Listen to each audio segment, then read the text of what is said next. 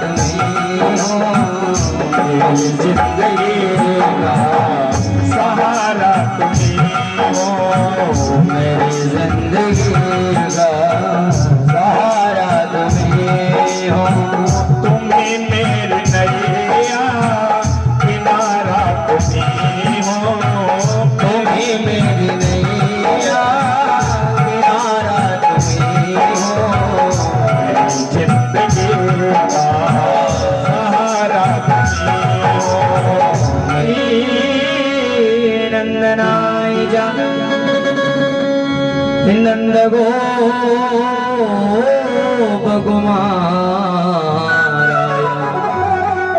श्री गोविंदाय नमो नमः।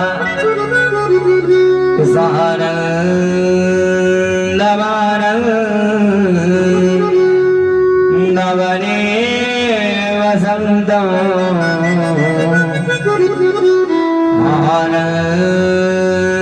आनन्दगन्धं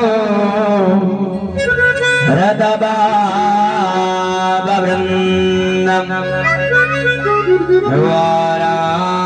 वाराणसीना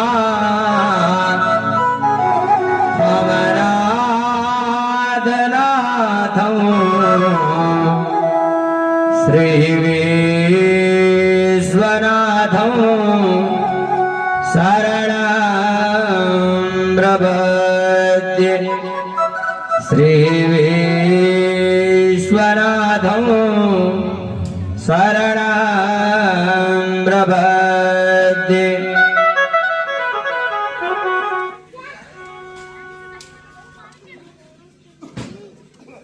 नारायणं नमस्कृत्यं नरं चैव नरोत्तमं देवीं सरस्वतीं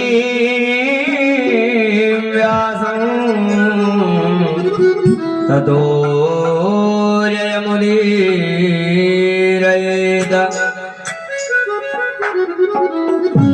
दैवाधीनं जगत्सर्वं मन्त्राधीनस्य देवता ते मंत्रा ब्राह्मणानीनाथ समाज ब्राह्मण देवता। हरि ओम ब्राह्मण मुखमासीद बाहुराजन्यः कृतः उल्मुदस्य वैश्याव्याग्मुद्रोर्यायत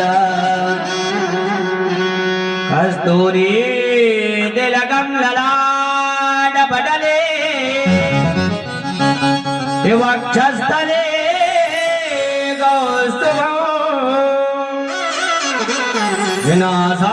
विनाशाग्रे वरमोऽस्तिकं गर्दले वेणुर्दले गङ्गणम् सर्वाङ्गे हरिचन्दनं सुललितं कण्ठे च मुक्तावली गोपाल श्री परिवेष्टितो विजयते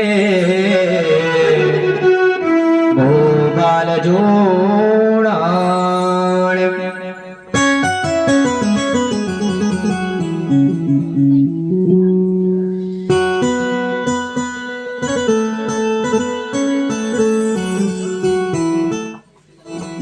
राधे श्री राधे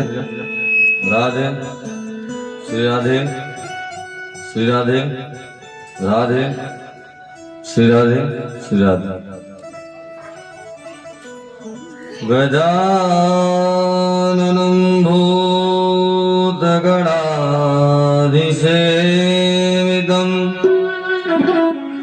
कपित्तजम्भो फलचारुभक्षणम्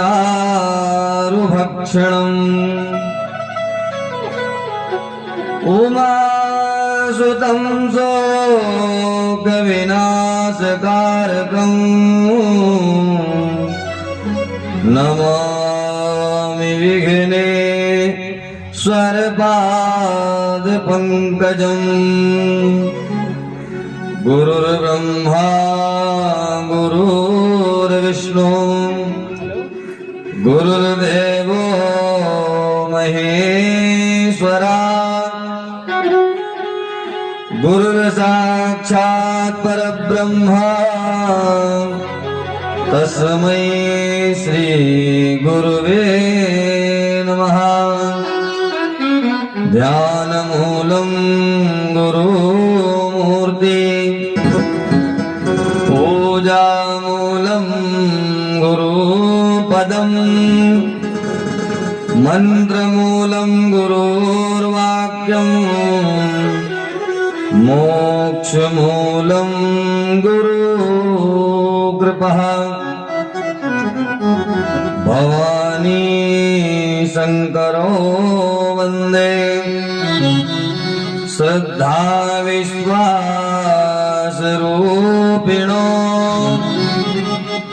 याभ्यां विना न पश्यन्ति श्रद्धा स्वान्तस्त्वमीश्वरम्। श्री गुरुचरण कमलेभ्यो नमः। श्री उमा महेश्वर चरण कमलेभ्यो नमः। सर्वेभ्यो तीर्थेभ्यो नमः। माता पिता गुरु चरण कमलेभ्यो नमः। संत पुरुष चरण कमलेभ्यो नमः। भगवान सुराजेश्वर और नितेश्वर के श्री चरणों में करबद्ध प्रणाम करते हुए, गुरुदेव भगवान के श्री चरणों में प्रणाम करते हुए, माता पिता के श्री चरणों में प्रणाम करते हुए, स्थान देवी देवताओं के श्री चरणों में प्रणाम करते हुए, अपने पूजनीय संत विप्र समाज एवं भगवत स्वरूप जिनमें परमात्मा रुद्र स्वरूप महेश्वर विराजमान है, उन सभी के हृदयों में विराजमान परमेश्वर को करबद्ध प्रणाम करते हुए आज चतुर्थ दिवस की कथा है। शिव पुराण में आज चतुर्थ दिवस की कथा हम श्रवण करेंगे कि किस प्रकार ब्रह्मा जी ने सृष्टि का सृजन किया और आगे बहुत ही सुंदर भगवान शिव और माता सती का चरित्र आएगा, उसको श्रवण करेंगे आज की कथा में। आइए हरिनाम संकीर्तन करते हैं, उसके पश्चात कथा में अमृत रसमान करेंगे। बोलिए उमा महेश्वर भगवान की जय।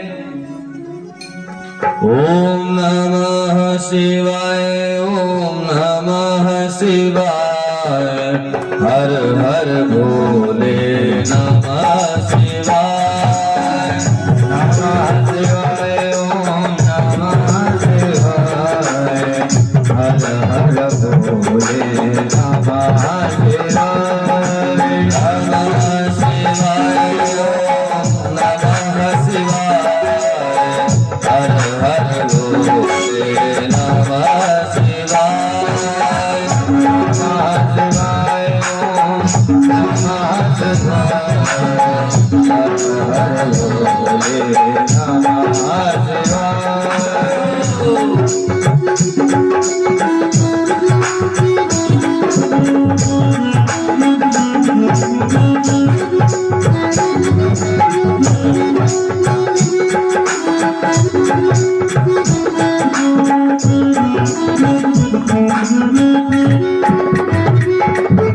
जटा में जिनकी गंगा विराजे, मस्तक चंद्र सुहाए।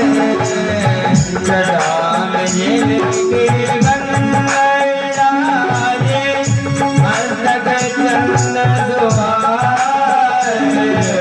नमः शिवाय, ओम नमः शिवाय, हर हर भोले नमः शिवाय, नमः शिवाय, ओम नमः शिवाय, हर हर भोले नमः शिवाय।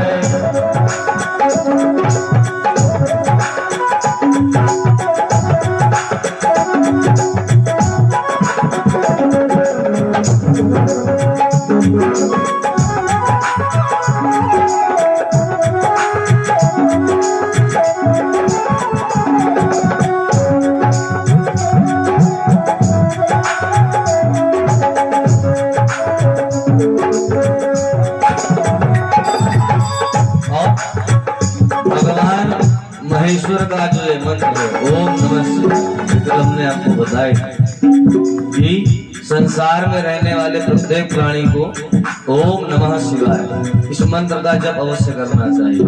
अच्छा, किनको ओम आगे लगाना चाहिए और किनको नमः शिवाय बोलना चाहिए? तो बोले जो ब्राह्मण हैं उन्हें ओम आगे लगाना चाहिए, जो स्त्रियां हैं उन्हें नमः शिवाय जपना चाहिए, और संसार के प्रत्येक प्राणी को नमः शिवाय ही जपना चाहिए। जो लोग वैदिक कर्म को जानते हैं, वैदिक अनुष्ठान करते हैं, उन्हें और संत महापुरुषों को ओम आगे लगाने की आज्ञा है। अन्यत्र समस्त प्राणियों को क्या बोलना चाहिए? नमः शिवाय, ओम नमः शिवाय, हर हर भोले नमः शिवाय, नमः शिवाय, ओम नमः शिवाय, हर हर भोले नमः शिवाय, नमः शिवाय, ओम नमः शिवाय, हर हर भोले नमः शिवाय, नमः शिवाय, ओम नमः शिवाय, हर हर भोले नमः शिवाय।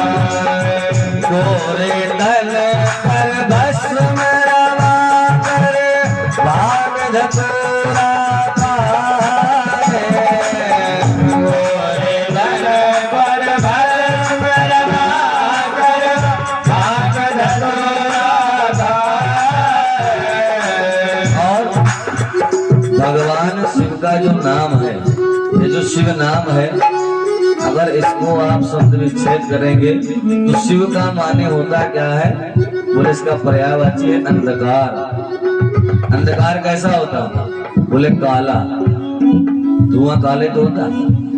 बोले भगवान शिव जब राम राम जपते हैं तब ये गौर वर्ण धारण करते हैं, और जब भगवान राम शिव शिव जपते हैं तो वो कैसे हो जाते हैं? बोले नीलांबुजस्याम मलकोमलांगम, क्योंकि गोरे हैं, काला रंग मिल गया तो नील वर्ण हो जाते हैं। कैसे? आकाश की तरह हो जाते हैं।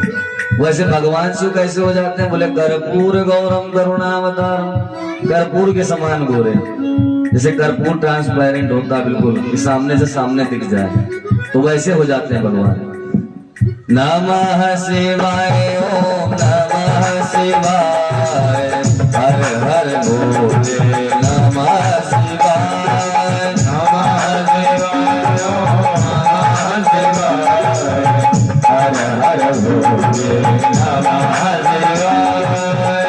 और संसार में सभी देवी देवताओं की अपनी अपनी सवारी है, लेकिन भगवान शिव जो हैं वो किस पे सवार होते हैं? बोले बृहस्पति ध्वज पर, नंदी की सवारी। नंदी कौन है? बोले नंदी जो है वे धर्म के अवतार हैं, साक्षात धर्म स्वरूप हैं। तो भगवान शिव दर्शाते भी हैं कि संसार में गृहस्थ जीवन में रहने वाले प्रत्येक प्राणी को सदैव धर्म पर विराजमान होना चाहिए। लेकिन आज कलिकाल में क्या होते हैं? बोले लोग किस पे विराजमान रहते हैं? घोड़ा किसका प्रतीक है? बोले काम का। बोले शादी होने जाती है तो कैसे जाते हैं? बोले घोड़े में बैठ के जाते हैं। बस नहीं चल रहा, नहीं कहो 8-10 घोड़े लगा लें, वो तो कहो कि शरीर एक ही है। अगर कहीं 55 होते शिव जी की तरह तो 5 घोड़ों में बैठ के जाते हो भी। तो घोड़ा किसका प्रतीक है? बोले काम का। और जब आप विवाह करने जाते हैं तो जब घोड़े पर बैठ के जाते हैं तो क्या होता है? आप अपनी धर्म पत्नी को लेने नहीं जाते हैं, आप काम के द्वारा पीड़ित होकर जाते हैं, वासनाओं से ग्रसित होने जाते हैं। तो क्या होता है कि वासनाओं को ही लेकर चले भी आते हैं। और जब धर्म पर सवार होकर कोई व्यक्ति जाएगा तो जो कर्म करेगा वह धर्म से ही जुड़ा होगा। तो इसलिए भगवान शिव हमें दर्शाते भी हैं कि आपको कोई जरूरी नहीं कि घोड़े की सवारी पर ही जाओ। बोले धर्म को धारण कर लो। हम ये नहीं कहते कि नहीं भाई नंदी जी को लेकर चले जाओ अपने विवाह में, लेकिन क्या करो? बोले धर्म को अपने अंदर विराजमान कर पुनः जाओ। ऐसे ही मत चले जाओ कि घोड़े पर बैठे हो चले गए, तो इससे क्या होगा? बोले घोड़े पे जाओगे तो कल्याण नहीं होगा, और धर्म से जाओगे तो धर्म पत्नी लेकर आओगे तो क्या होगा? बोले माता पिता की सेवा भी होगी और गृहस्थ जीवन का संपूर्ण सुख आपको प्राप्त होगा। क्योंकि वहां आप धर्म से जुड़कर जाओगे तो धर्म पत्नी को संग लेकर आओगे। और जब माता पार्वती ही आएंगी तो क्या होगा? बोले सारे भंडार भरे रहेंगे, किसी प्रकार की कोई समस्या नहीं होगी। तो ऐसे ही कर रहना चाहिए। मनुष्य मात्र को भगवान शिव यही संदेश ही देना चाहते हैं कि परिवार का जो मुखिया हो उसे सदैव धर्म पर विराजमान होना चाहिए। आजकल प्राय लोग क्या कहते हैं? बोले माताओं का हृदय बहुत उदार होता है, तो बोले धर्म का काम तो उन्हीं का है। और पुरुष क्या करते हैं? बोले जहाँ धर्म का काम होता है बोले मुंह चुरा के निकल लिए, और कहीं भी खड़े हो जाएंगे, बैठ जाएंगे। बोले अरे यार इतना समय नहीं भैया पूजा पाठ कर पाए, हमारे पास इतने काम है, ये है। बोले वो घर में माता जी उनसे जाकर संपर्क कर लो। पंडित जी भी गए कर पूजा बता दी तो बोले अरे घर में बात कर लो, वही सब देखती है, प्रधानमंत्री वही करते। लेकिन करना धरना सब स्वयं को ही है। तो उसी धर्म को अगर आप स्वयं कर लोगे तो वह ज्यादा उचित रहेगा। क्यों? क्योंकि फिर आपका परिवार कभी भी कलिकाल में परेशान नहीं होगा, क्योंकि आप मुखिया हैं घर के। और जब मुखिया धर्म पे सवार होता है तो पूरा परिवार ही जो है धर्म पे ही रहता है, कभी वह धर्म से अधिक नहीं होता। भोले भाले ओ भंडारी सबके कष्ट मिटाए, भोले भाले ओ भंडारी सबके कष्ट मिटाए। ओम नमः शिवाय, ओम नमः शिवाय, हर हर भोले नमः शिवाय, नमः शिवाय, ओम नमः शिवाय, हर हर भोले नमः शिवाय।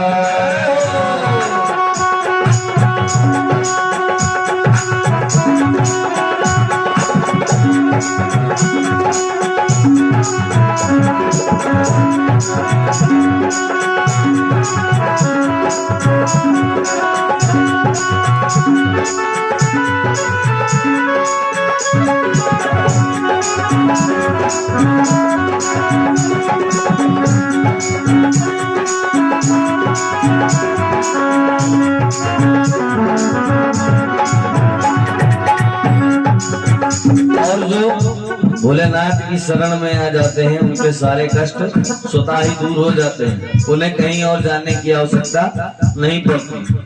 और कलिकाल में विशेष रूप से ध्यान रखना चाहिए। बोले कलयुग है, कलयुग में लोग आपको लाभान्वित कर कर आपका ही धन हड़प लेंगे, आपकी ही चीजों को संग्रहण कर लेंगे और आपको क्या दिखा देंगे? केवल लाभ।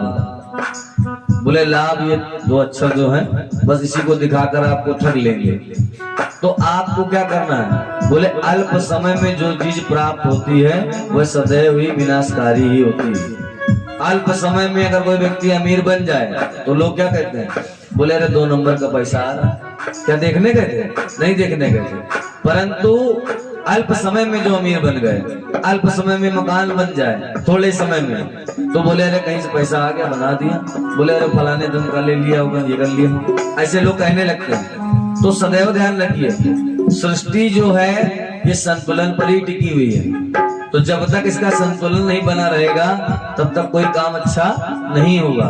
तो आप भी जब इस संसार में आए तो अपना संतुलन बनाकर चलिए।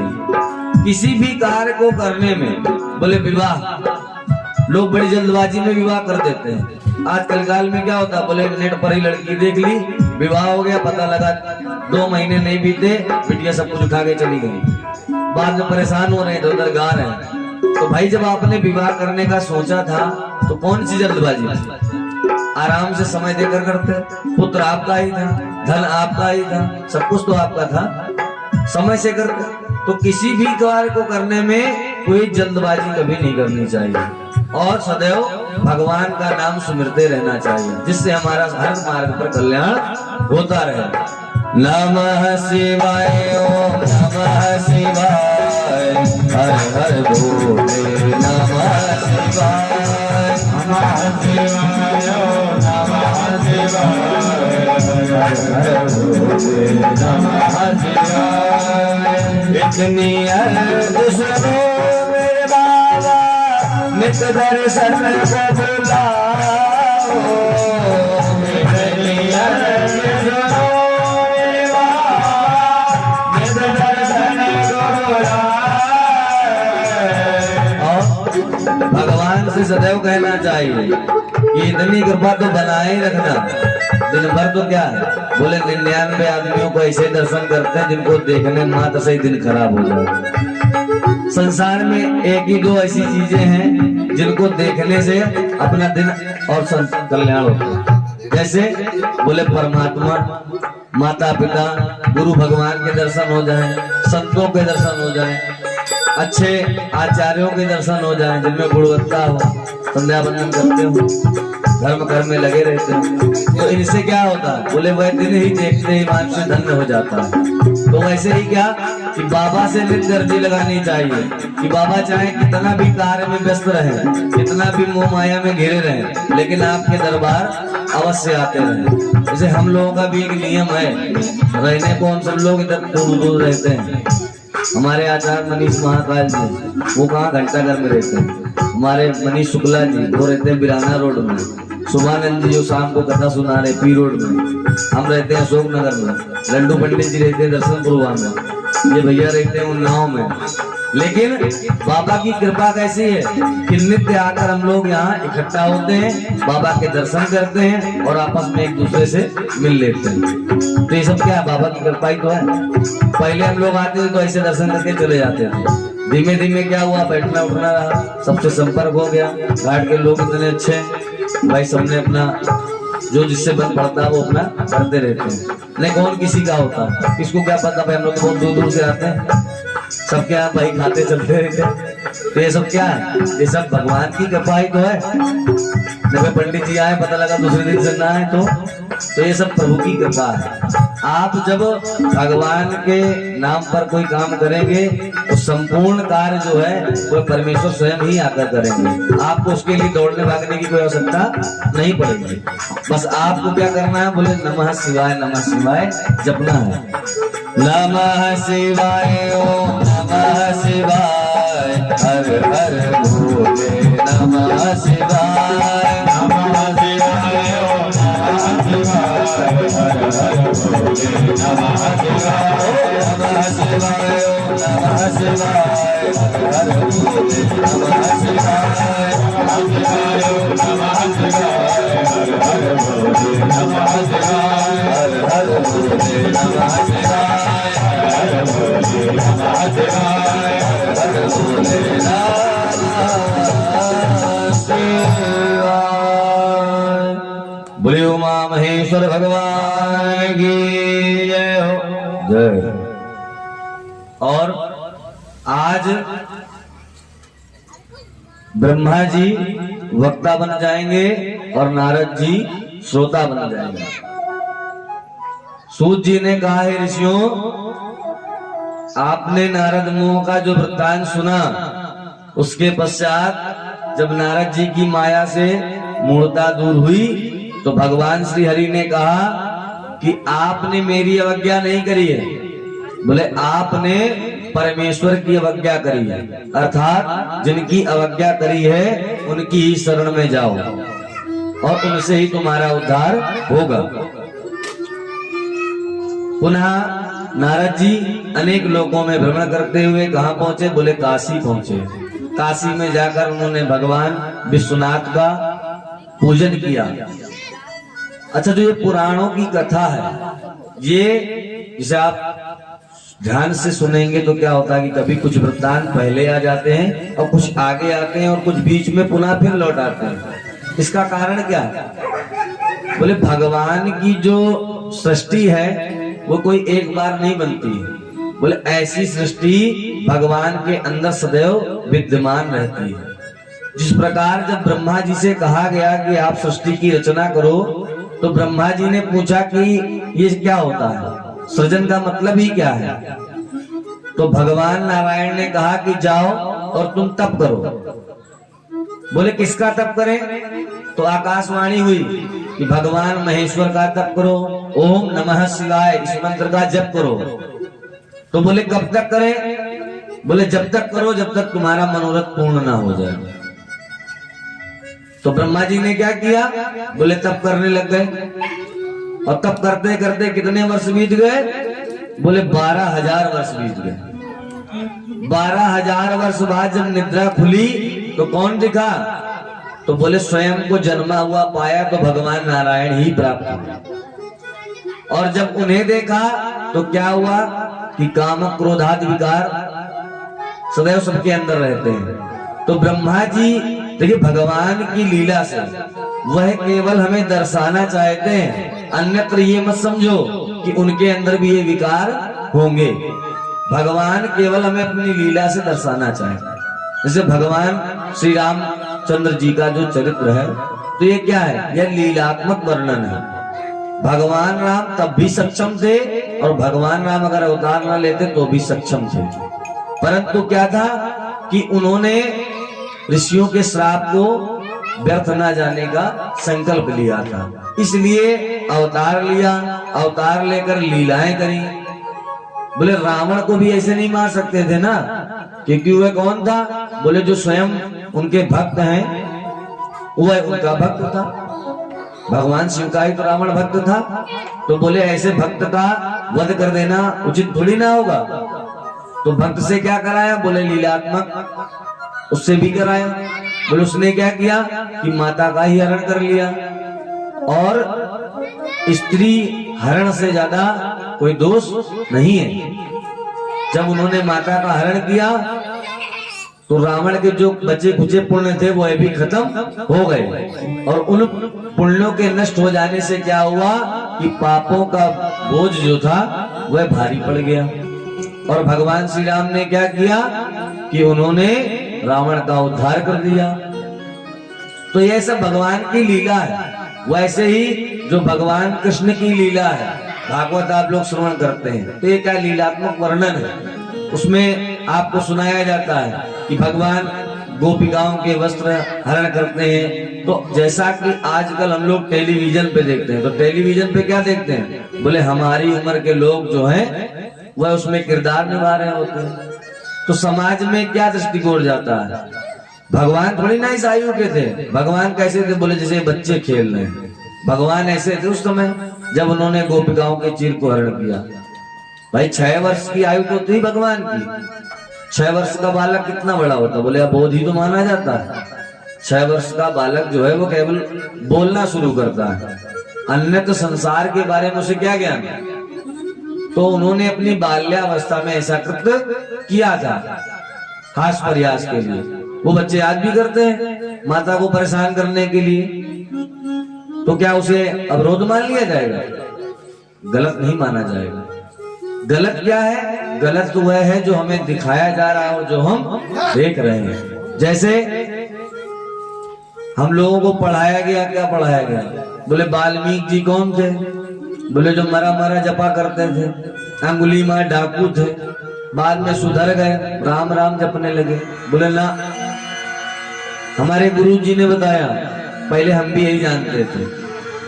हमारे गुरु जी कथा सुनाते हैं, राम कथा, तो वाल्मीकि रामायण ही सुनाते हैं। उन्होंने बताया कि संसार में कैसे हम लोगों के सामने झूठ प्रस्तुत कर दिया जाता है। तो बोले क्या हुआ? बोले वाल्मीकि जी जो थे वह ब्रह्मा जी के मानस पुत्र, प्रचेता के 10वें पुत्र थे। और वह स्वयं कह रहे हैं, बोले जब भगवान राम जी के दरबार में गए सीता जी के लिए कि आपकी सीता जी जो है यह पवित्र है, तो उन्होंने स्वयं कहा कि अहम सपुत्र 10मं प्रचेतास्मि, अर्थात मैं प्रचेता का 10वां पुत्र हूं। और भगवान से उन्होंने कहा कि हे प्रभु, मुझे अज्ञानता में भी ऐसा कोई कर्म नहीं याद है जो मेरे द्वारा अधर्म हुआ हो। मतलब जिसका मुझे ज्ञान है उसमें तो मैंने कभी अधर्म किया ही नहीं। तो कैसे आप मान सकते हैं कि वाल्मीकि जी वो थे जो अंगुली मार डाकू थे? बोले उन्होंने तो कितनों को मार दिया होगा तब तक। तो कहते हैं कि एक नाम के कई लोग होते हैं, कोई जरूरी नहीं एक नाम के एक ही लोग होते हैं। बोले यहाँ कोई सोनू होंगे तो बाहर भी कोई सोनू होंगे, घंटाघर पहुंचोगे वहां सोनू मिल जाएंगे, लेकिन जो वो सोनू होंगे वो वही सोनू रहेंगे। तो उसी प्रकार क्या है, जिन वाल्मीकि जी ने रामायण काव्य की रचना करी है वह वाल्मीकि कौन थे? बोले वह ब्रह्मा जी के पुत्र थे, मानस, ना कि वह कोई अंगुलीमाल डाकू वगैरह थे, ऐसा नहीं समझना चाहिए। तो अब ये प्राय आया कहां से? बोले प्राय आया ऐसे कि हमको पढ़ाया यही गया, भाई हमारी जनरल नॉलेज में तो यही डाला गया, तो हम वही समझते रहे। तो इसीलिए कहते हैं कि पुराणों को श्रवण करने मात्र से ही जितने भी हमारे कुतर्क हैं वह सुधर जाते हैं। और पुराण सुनते समय हमने आपको क्या बताया कि आस्था दृढ़ होनी चाहिए, आस्था दृढ़ होगी तभी पुराण का मनमंत्र समझ में आएगा। और जिस प्रकार देखिए आज हम शिव जी की लीला सुना रहे हैं, तो यहाँ पर पर ब्रह्म क्या है? बोले ब्रह्मा जी भी यही कह रहे हैं और विष्णु जी भी यही कह रहे हैं। तो है क्या कि अपने अपने कल्प में अलग अलग ब्रह्मा होते हैं, अलग अलग विष्णु होते हैं और अलग अलग महेश होते हैं, और इनमें एक मुख्यता हर कल्प में रहते हैं। बोले एक कल्प में भगवान श्री हरि बड़े बन जाते हैं और एक कल्प में भगवान हर बड़े बन जाते हैं, परंतु ब्रह्मा जी सदैव सृष्टि की रचना ही करते हैं, इनका कर्म यही है।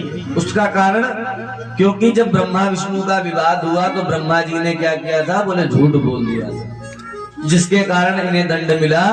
तो इनकी सर्वथा पूजा ही बंद कर दी गई थी, परंतु परमात्मा की शरण में गए और भगवान नारायण ने शिव जी से कहा कि आप ही सब कुछ इन्हें देने वाले हो, और अगर आप ही इनसे छीन लोगे तो क्या संसार में लोग सोचेंगे। तो भगवान श्री हरि की प्रार्थना पर ब्रह्मा जी को पुष्कर में स्थान दिया गया और यज्ञ आदि जगहों पर उन्हें स्थान दिया गया। उसी प्रकार नारद जी ने कहा कि हे पितामह ब्रह्मा जी, आप मुझे शिव तत्व व उनके अनेक प्रकार के कृत्यों का वर्णन कीजिए, और सृष्टि के पूर्व में शिव जी किस प्रकार अपनी लीला करते हैं, किस प्रकार भक्तों को प्रसन्न होकर फल देते हैं, और ब्रह्मा विष्णु महेश ये तीनों शिव से ही कैसे प्रकट हुए, यह भी सुनने की हमारी इच्छा है। और पांचवा प्रश्न किया कि उमा का आविर्भाव तथा भगवान शिव के जो विवाह का चरित्र है ना, वह मुझे सुनाइए। ब्रह्मा जी बोले कि हे नारद, तुमने बहुत अच्छा प्रश्न किया है। बोले क्यों? बोले जब कोई किसी का भक्त होता है ना, तो अगर आप उसके इष्ट के बारे में या गुरु के बारे में जानने बैठ जाओगे तो उस भक्त को बड़ा ही आनंद आता है अपने गुरु की प्रशंसा करने में, अपने इष्ट की प्रशंसा करने में, क्योंकि उनमें ऐसे ऐसे गुण हैं। और बोले प्रशंसा भी किनकी करनी चाहिए? सबकी नहीं करनी चाहिए। अब जैसे आज के समय में गुरु लोग कैसे बनाते हैं गुरु? बोले अवस्था के हिसाब से गुरु बनाना चाहिए। बोले अगर आप बाल्यावस्था से युवा अवस्था तक जाने वाले हैं तो आपको क्या करना चाहिए? आपको ज्ञानी गुरु से मिलना चाहिए। बोले वो ज्ञानी कैसा हो? बोले पुराण रखता हो, वेदों को जो मानता हो, ऐसे गुरु को मानना चाहिए। बोले प्रवचन करता कोई गुरु नहीं मान लेना चाहिए। प्रवचन तो क्या कोई भी कर लेगा। अभी हम आपको बैठा रहे, आप प्रवचन करने लग जाओगे, अपना जीवन बताने लगोगे क्या क्या हमारे जीवन में हुआ। सबके जीवन में कुछ ना कुछ घटित होता ही रहता है, सबके पास कुछ ना कुछ सार रहता ही रहता है, वही सुनाने लगोगे। बोले ना, बोले गुरु वही हो जो वेदों को जानता हो और वेदों की मानता हो, और परमात्मा में जिसकी संपूर्ण निष्ठा हो और वैदिक अग्निष्ठों कृत्यों में लगा रहता हो। जैसे कि दान में ही कहा गया है, शिव पुराण में बहुत सारा ज्ञान है। इसमें बताया गया कि बोले जो हम लोग दान करते हैं ना, ऐसे नहीं कि आज अमावस्या है बोले अरे फलाने पंडित जी को दे आओ ना। बोले दान के लिए भी आपको दान के पात्रता को ढूंढना चाहिए। बोले कौन उसका पात्र है दान में। जैसे कि अगर आपने भूखे को अन्न दिया है तो वह आपका दान उत्तम कहा जाएगा, परंतु जिस व्यक्ति को दान की आवश्यकता ही नहीं थी, अगर आपने उसको दान कर दिया तो वह उत्तम दान नहीं कहा जाएगा। और दान लेने वाला जो प्राणी है अगर उसकी परमात्मा में निष्ठा नहीं और वैदिक कर्म नहीं करता तो बोले वह दान भी जो है व्यर्थ चला जाएगा।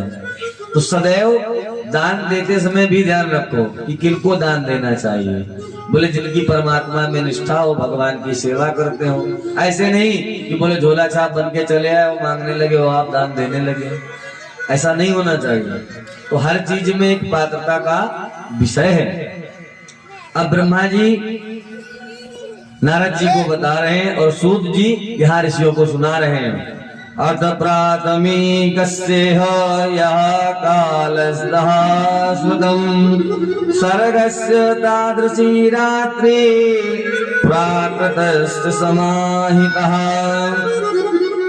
ब्रह्मा जी बोले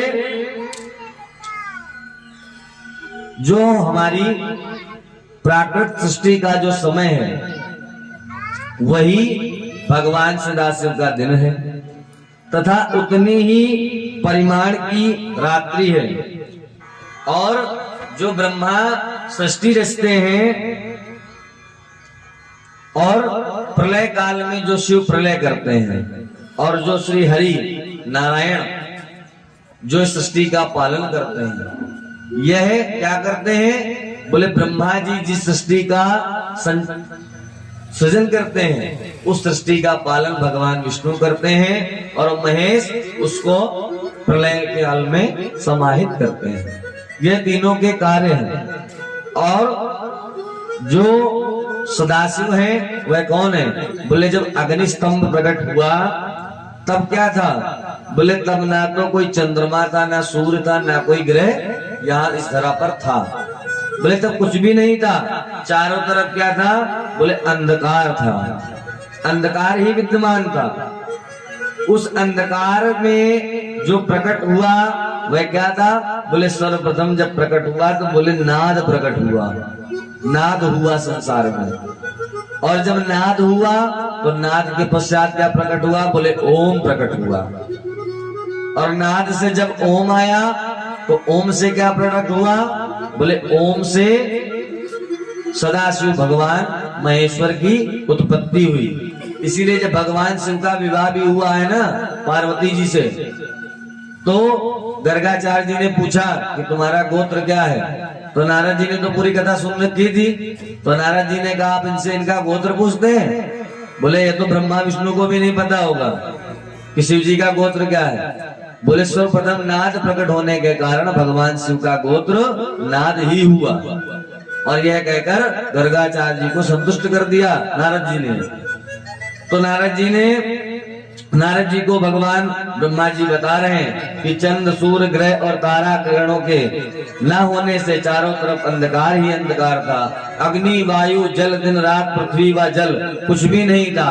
प्रधान आकाश और दूसरा तेज भी नहीं था, शब्द ही था। शब्द ही क्या अर्थात नाद, जिसे सत कहते हैं, जिसका योगी लोग अपने हृदयाकाश में निरंतर अवलोकन करते हैं। जैसे कि हम मन में क्या धारण करते हैं कि भगवान हमारी, जैसे आज कलिकाल में क्या है कि कलिकाल में मूर्ति पूजा है।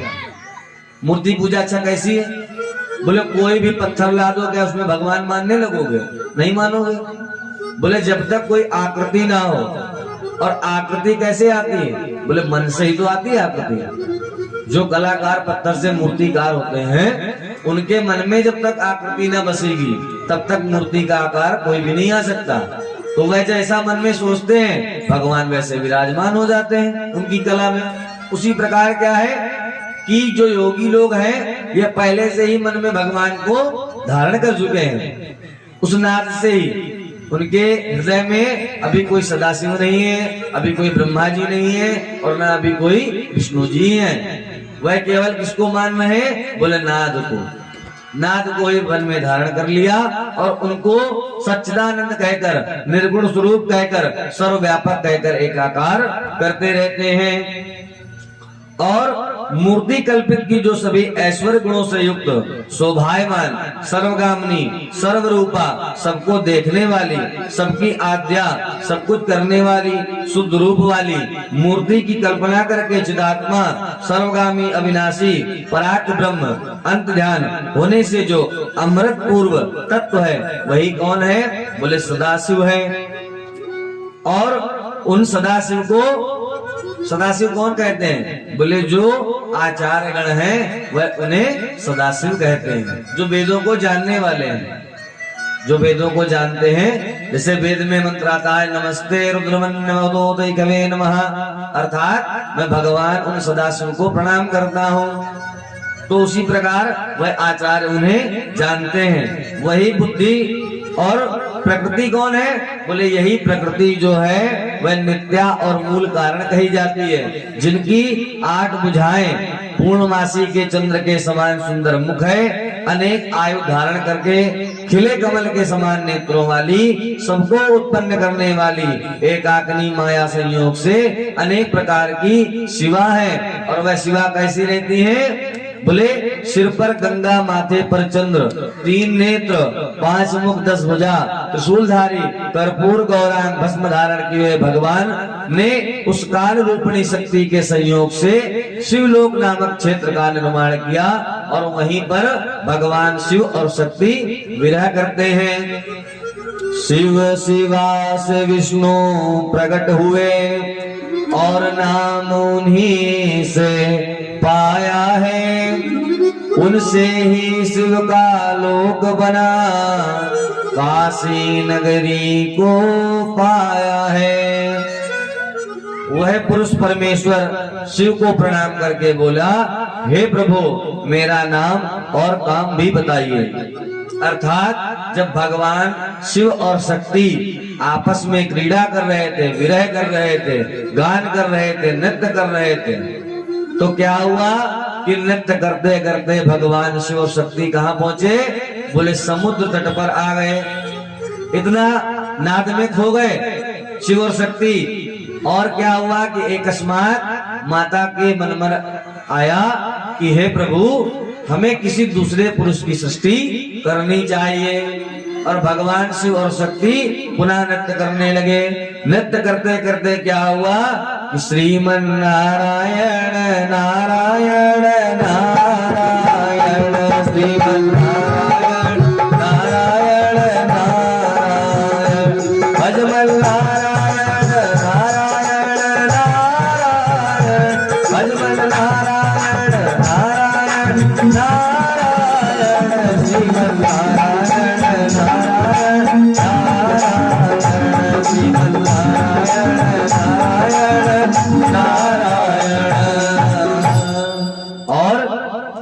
उसी समय क्या हुआ कि नारायण का प्राकट्य हो गया। समुद्र में नृत्य करते हुए जब नारायण का प्रकट हुए तो नारायण कैसे प्रकट हुए? बोले जो ब्रह्मा जी हैं वह भगवान के दाहिनी भुजा से प्रकट हुए, और जो भगवान विष्णु जी हैं वह शिव जी के बाईं भुजा से प्रकट हुए। ये प्रकट है त्रिदेवों की उत्पत्ति। परंतु जो भगवान श्री हरि हैं ये कैसे प्रकट हुए? बोले शिव और शक्ति के प्रादुर्भाव से प्रकट हुए। अर्थात अगर माना जाए एक प्रकार से तो भगवान श्री हरि और ब्रह्मा जी के जनक भी जो है वह कौन है? बोले भगवान शिव ही है, जो शिव पुराण में वर्णित है। और जब भगवान शिव और शक्ति ने नृत्य किया तो समुद्र के तट पर नृत्य कर रहे थे, तो क्या हुआ कि उसी समय शेष सैया पर विराजमान श्री हरि जल में ही और सोते ही हुए भगवान प्रकट भी हुए। देखो भगवान नारायण जो हैं ये सोते हुए ही प्रकट हुए पूरे अपने आसन सहित। जैसा भगवान ने सोचा वैसा ही उन्हें प्रकट किया। और जब वह प्रकट हुए तो प्रकट होकर जब उन्होंने देखा तो क्या देखा कि शिव और शक्ति नृत्य कर रहे हैं। उनको नृत्य करते देख भगवान श्री हरि बड़े विस्मय में पड़ गए। बोले अरे, मन में सोचने लगे कि मैं यहाँ कैसे, इस जल पर क्या कर रहा हूँ, और ये क्या है शेषनाग की सैया। और बोले जो दो पुरुष और स्त्री नृत्य कर रहे हैं कौन है? नारायण देखने लगे।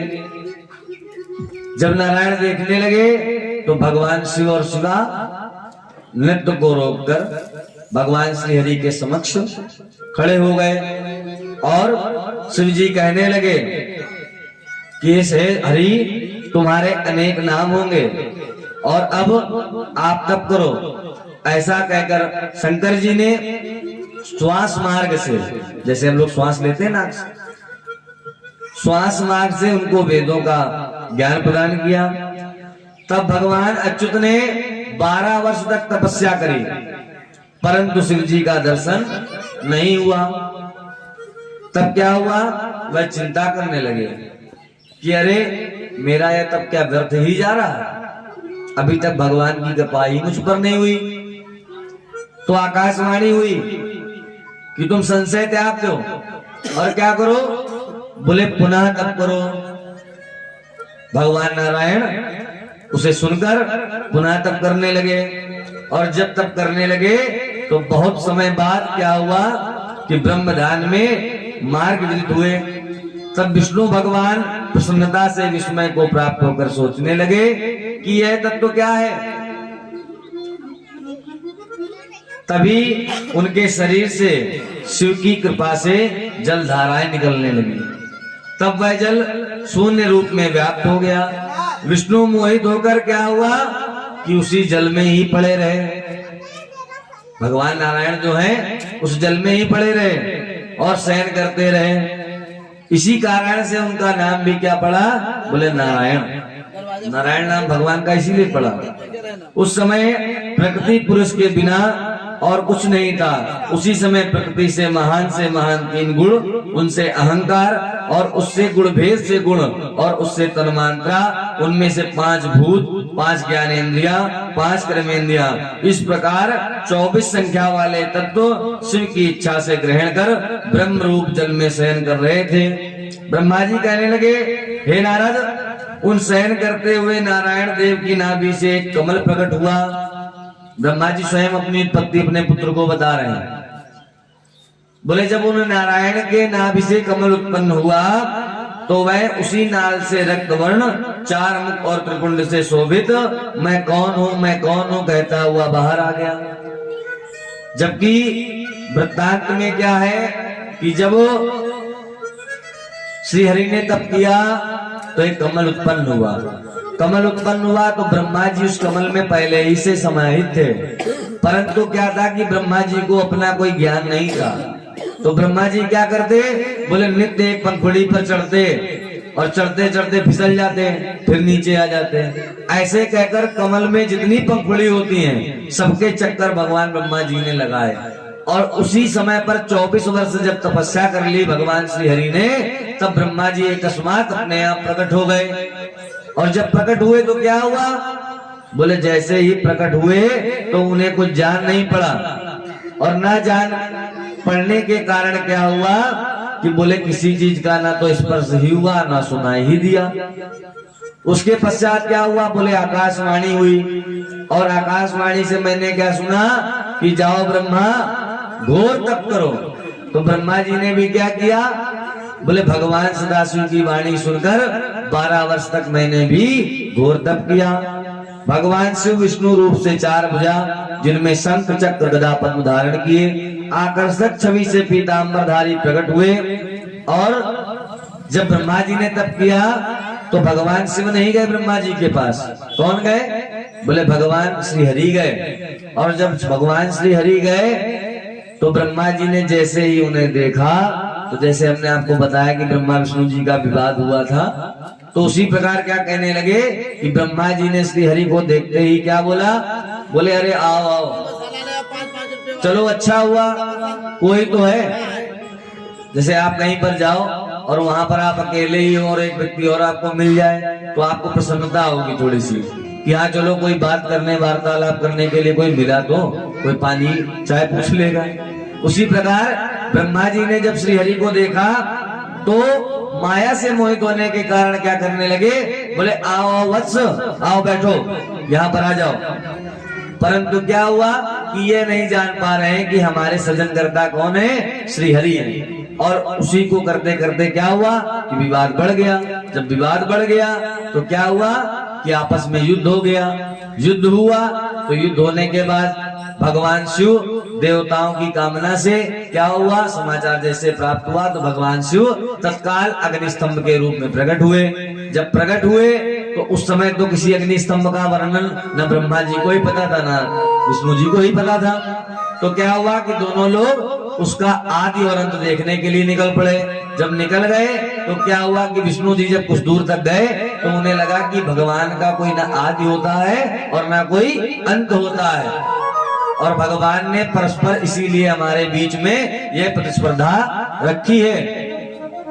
और ब्रह्मा जी ने क्या सोचा, बोले अगर नारायण ना ढूंढ पाए तो कोई बात नहीं, हम तो बड़े बनना ही हमें, तो बोले हम जो है झूठ भी बोल देंगे बड़े बनने के कारण।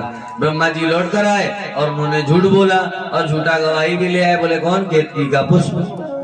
तो खुद को तो श्राप मिला और केतकी के पुष्प को भी श्राप दिला दिया ब्रह्मा जी के कारण।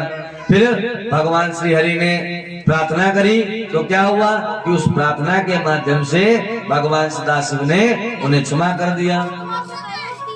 नारायण की विनती सुनकर शिव आशुतोष प्रभु प्रगटे हैं। नारायण की विनती सुनकर शिव आशुतोष प्रभु प्रगटे हैं। नारायण की विनती सुनकर आशुतोष प्रभु प्रगटे हैं। नारायण की विनती सुनकर आशुतोष प्रभु प्रगटे हैं। जटाजूट हर भाल चंद्र है, जटाजूट हर भाल चंद्र घनघोर वर्ण से प्रगटे हैं। घनघोर वर्ण से प्रगटे हैं। घनघोर वर्ण से प्रगटे हैं। घनघोर वर्ण से प्रगटे हैं।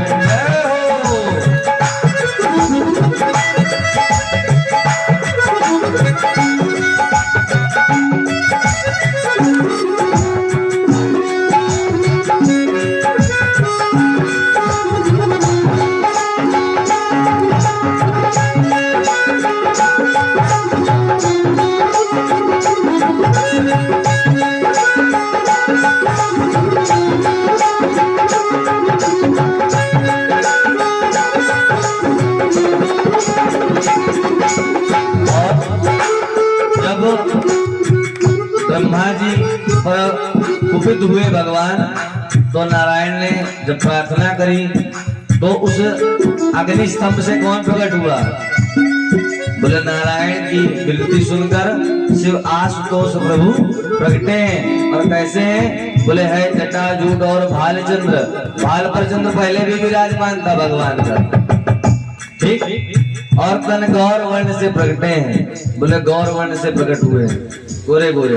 और कैसा है, सर्वांग भस्म से भूषित है। सर्वांग भस्म से भूषित है। सर्वांग भस्म से भूषित है। सर्वांग भस्म से भूषित है। कुंड मस्तक पर चमका है। कुंड मस्तक पर चमका है। कुंड मस्तक पर चमका है। और धारण भी क्या किए हैं, बागंबर मृगशाला से अति ही सुंदर लगता है। अति ही सुंदर लगता है। अति ही सुंदर लगता है। अति ही सुंदर लगता है। और बागंबर धारण किए हुए ऐसे भगवान शिव, और बड़े ही सुंदर लग रहे हैं। जब भगवान शिव प्रकट हुए तो ब्रह्मा जी कहने लगे, नारद हमारी विनती सुनकर के शिव जी ने श्वास रूप से वेदों का विष्णु को उपदेश दिया तथा मुझे वेदों का ज्ञान दिया। अर्थात श्री हरि को तो सीधे भगवान ने वेदों का उपदेश दे दिया और इनको वेदों का ज्ञान दे दिया कि जाओ आप वेदों का संग्रहण कर लो। जैसे कि कोई पुस्तक किसी को दे दी जाए, इसका मतलब आप जाओ अध्ययन करो, और किसी को पुस्तक के द्वारा बता दिया जाए तो वह क्या हुआ, बोले ज्ञान देना, उपदेश देना। जैसे आप कथा श्रवण कर रहे हैं तो यह क्या हुआ कि यह उपदेशात्मक है। और अभी हम आपको अपनी पुस्तक पकड़ा दें कि हाँ लीजिए आप शिव जी के चरित्रों का वर्णन करिए, तो यह क्या हुआ, बोले ज्ञान के लिए आपको आग्रहित कर देना। उसी प्रकार तदनंतर विष्णु महेश्वर से पूछने लगे कि हे देव, आपका पूजन किस प्रकार करूं, आप कैसे प्रसन्न होते हैं, आप हमें अपना अनुगामी जानकर हम दोनों को उचित मार्गदर्शन करिए। प्रार्थना सुनकर शिव जी कहने लगे कि मैं आप दोनों से अति प्रसन्न हूं और आप दोनों सदैव मेरी लिंग पूजा करना, सदा मेरा ध्यान करना। जब भी कोई आपत्ति आए तब लिंग पूजा करने से ही तुम्हारे सारे कष्ट मिट जाएंगे। और हे ब्रह्मा, तुम मेरी आज्ञा से सृष्टि करो। और नारायण से कहा कि आप जाकर पालन करो। विष्णु कहने लगे, हे परमेश्वर, यदि आप हम पर प्रसन्न हैं तो हमें सर्वप्रथम अपनी भक्ति प्रदान कीजिए। ये भगवान श्री हरि का वचन है। कह रहे हैं कि अगर आप हमसे प्रसन्न हैं तो सर्वप्रथम अपनी भक्ति हमें प्रदान कर दीजिए। हे प्रभु, मेरा और ब्रह्मा का विवाद भी किसी ना किसी तरह से फलदायी हुआ। क्यों? बोले अगर हम आपस में ना भिड़ते तो आप न जान पाते। तो कभी कभी क्या होता है, कुछ लीलाएं भी जो हैं, तो भगवान शिव ने क्या कहा कि बोले हे हरि, ये मेरी ही लीला थी जिसके कारण ब्रह्मा के मन में अभिमान आ गया।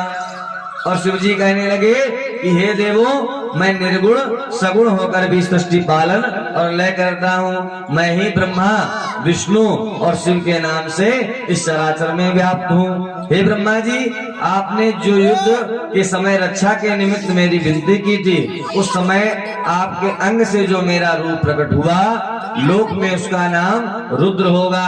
और वह मेरा अंश होने पर भी उसकी सामर्थ्य न्यून नहीं होगी। उसे अर्थात मेरा ही स्वरूप जानना होगा। तो जो ब्रह्मा, विष्णु और महेश, ये जो त्रिदेव हैं, ये कौन है? बोले शिव जी के जो रुद्र हैं वह महेश में आते हैं। अर्थात वह सदाशिव नहीं है जो ब्रह्मा विष्णु महेश है। बोले ये जो ब्रह्मा जी की भ्रकुटी से रुद्र उत्पन्न हुए हैं, ये वह महेश है जो त्रिदेवों की सहायता करते हैं। हे देवों, जैसे एक ही सुवर्ण के अनेक प्रकारों के गहने बनते हैं और उनमें अलंकार नाम आकृति भेद है, वास्तव में भेद वही है। अर्थात सोना तो एक ही होता है ना, लेकिन ढालकर कभी अंगूठी बना दी जाती है, कभी बाली बन जाती है, नाना प्रकार के बन जाते हैं। तो उसी प्रकार भगवान शिव दर्शा रहे हैं कि ब्रह्म तो एक ही है, परंतु ब्रह्मा विष्णु महेश ये तीनों अलग अलग कार्य की पूर्ति के लिए उत्पन्न हुए हैं। भगवान कहने लगे, अब आपने अपने लिए जो कार्य पूछा है वो सुनिए। ब्रह्मा जी सृष्टिकर्ता और नारायण सृष्टि के पालन करता होंगे, और ब्रह्मा की भ्रकुटी से उत्पन्न मेरा अंश रुद्र संहार करता अर्थात लय करता होगा। उमा नाम की जो प्रकृति देवी है वह शक्ति देवी उन्हीं की स्वरूपा वाग देवी ब्रह्मा की अर्धांगिनी होंगी, और उन्हीं की दूसरी शक्ति लक्ष्मी स्वरूपा जो विष्णु का आश्रय करेंगी अर्थात माता लक्ष्मी। और फिर काली नाम के साथ मेरे अंश से समाहित हो जाएंगी, अर्थात भगवान शिव के साथ जो माता पार्वती विराजमान है वह कौन है? भद्रकाली, वह विराजमान होती हैं। ये तीनों शक्तियां सृष्टि पालन और संहार में ब्रह्मा विष्णु और रुद्र के साथ में सहयोग करेंगी। महेश्वर करने लगे कि जो मेरे दर्शन का फल होगा वही आपके दर्शन का फल संसार में प्रसिद्ध होगा, और पद्म कल्प में ब्रह्मा जी तुम्हारे पुत्र होंगे। अर्थात आगे जब कल्प बदलेगा तो ब्रह्मा जी किसके पुत्र हो जाएंगे? श्री हरि के पुत्र हो जाएंगे। उसी समय आपको मेरा दर्शन होगा। ब्रह्मा विष्णु और रुद्र में कोई भेद नहीं है, यह लीला मात्र का भेद है, सत्य नहीं है। यदि रुद्र भक्त, भगवान श्री हरि से कहने लगे कि यदि रुद्र भक्त तुम्हारी निंदा करेगा तो उसका संपूर्ण पुण्य तत्काल ही नष्ट हो जाएगा और नरकगामी होगा। इस लोक में तुम मनुष्यों को मुक्ति देने वाले होगे। जो मुझ में तुम में अंतर मानेगा वह क्या होगा? बोले नरकगामी हो जाएगा। ब्रह्मा विष्णु कहने लगे, प्रभु आपका दरबार और आपका दर्शन ही अलौकिक है, ऐसा तो कोई दरबार ही नहीं देखा। दरबार हजारों देखे हैं, ऐसा कोई दरबार नहीं। दरबार हजारों देखे हैं, ऐसा कोई दरबार नहीं। और ब्रह्मा विष्णु जी क्या कहने लगे कि प्रभु दरबार हजारों देखे हैं पर ऐसा कोई दरबार नहीं, अर्थात कि जब हमने झूठ बोला तब भी आपने हमें क्षमा कर दिया और आपने हम जैसे द्रोहियों को भी अपना सर्वस्व मान लिया। देखिए हमें लगता है कि झूठ बहुत छोटा काम होता है, असत्य बोल देना झूठा काम होता है, ऐसा नहीं। पुरातन काल से ही जो है असत्य भाषण, असत्य आचरण, इन सब पर लगाम ही लगा कर रखी गई है। और लेकिन हम मनुष्य क्या करते हैं, बोले हमें किसी चीज से भय ही नहीं लगता, हम तो क्या बोले पग पग पर झूठ बोलने के लिए तैयार हैं। बोले बच्चा नहीं पढ़ लिख रहा तो माता क्या कर रही, बोले झूठ बोल देते। बोले अरे अभी तो पढ़ने गया ताकि क्यों पिताजी तक न गए। लेकिन अगर पिता का अंकुश नहीं होगा तो क्या होगा, बोले वह संतान व्यर्थ हो जाएगी और वह असत कर्मों में लग जाएगी, जिसका परिणाम स्वरूप आपको बाद में भोगना ही होगा। तो बाद में पछताओ, उससे अच्छा क्या है कि पहले उस गलती को ही ना करो। भले ही सत्य कह देने से थोड़ी देर के लिए किसी के बुरे बन जाओ, कोई तुम्हारा अहित करने लग जाए, परंतु आपका जो सत्य है वह आपको सदैव अडिग रखेगा और परमात्मा आपकी सहायता सदैव करते रहेंगे। इसलिए झूठ नहीं बोलना चाहिए। तो ब्रह्मा जी भी कह रहे हैं कि प्रभु हमने तो असत्य का आचरण किया और असत्य को धारण किया, परंतु फिर भी आप इतने देवेश्वर कृपालु हैं कि आपने हमें क्षमा कर दिया। तो इसीलिए ब्रह्मा और विष्णु जी भगवान शिव की प्रशंसा कर रहे हैं। दरबार हजारों देखे हैं, बार हजारों देखे हैं, ऐसा कोई दरबार नहीं। दरबार हजारों देखे हैं, ऐसा कोई दरबार नहीं। और जिस गुलशन में तेरा नूर नहीं, जिस गुलशन में तेरा नूर नहीं, ऐसा कोई गुलजार नहीं।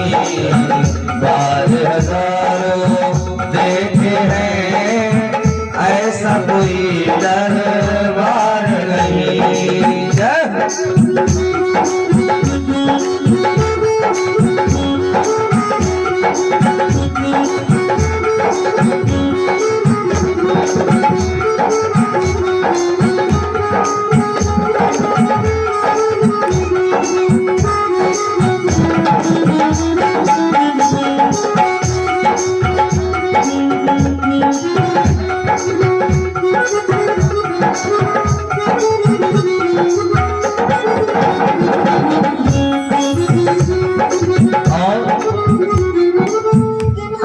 ब्रह्मा जी और विष्णु जी तो भगवान की शरण में है, तो उनका तो दुनिया से कुछ लेना देना है नहीं, वो तो भगवान से ही मांग रहे हैं।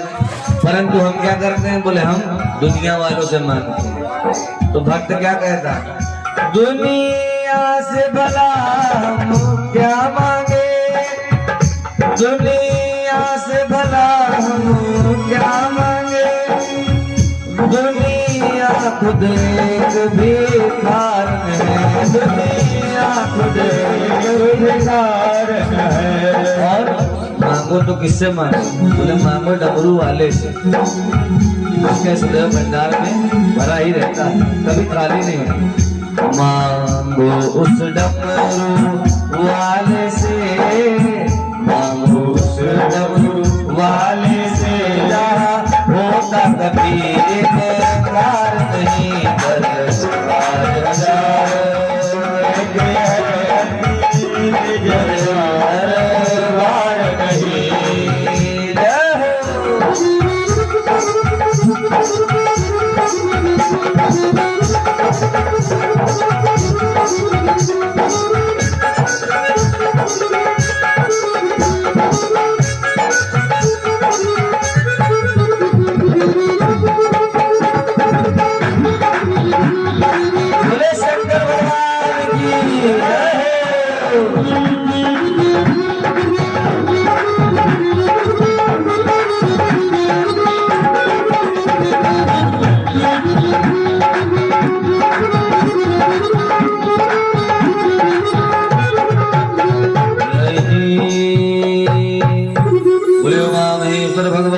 की जय हो।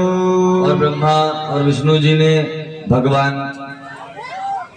की प्रशंसा के लिए प्रार्थना की। उसके पश्चात नारद जी बोले, यह तो हमारी जन्म की कथा थी, हमारे प्रादुर्भाव की कथा थी नारद।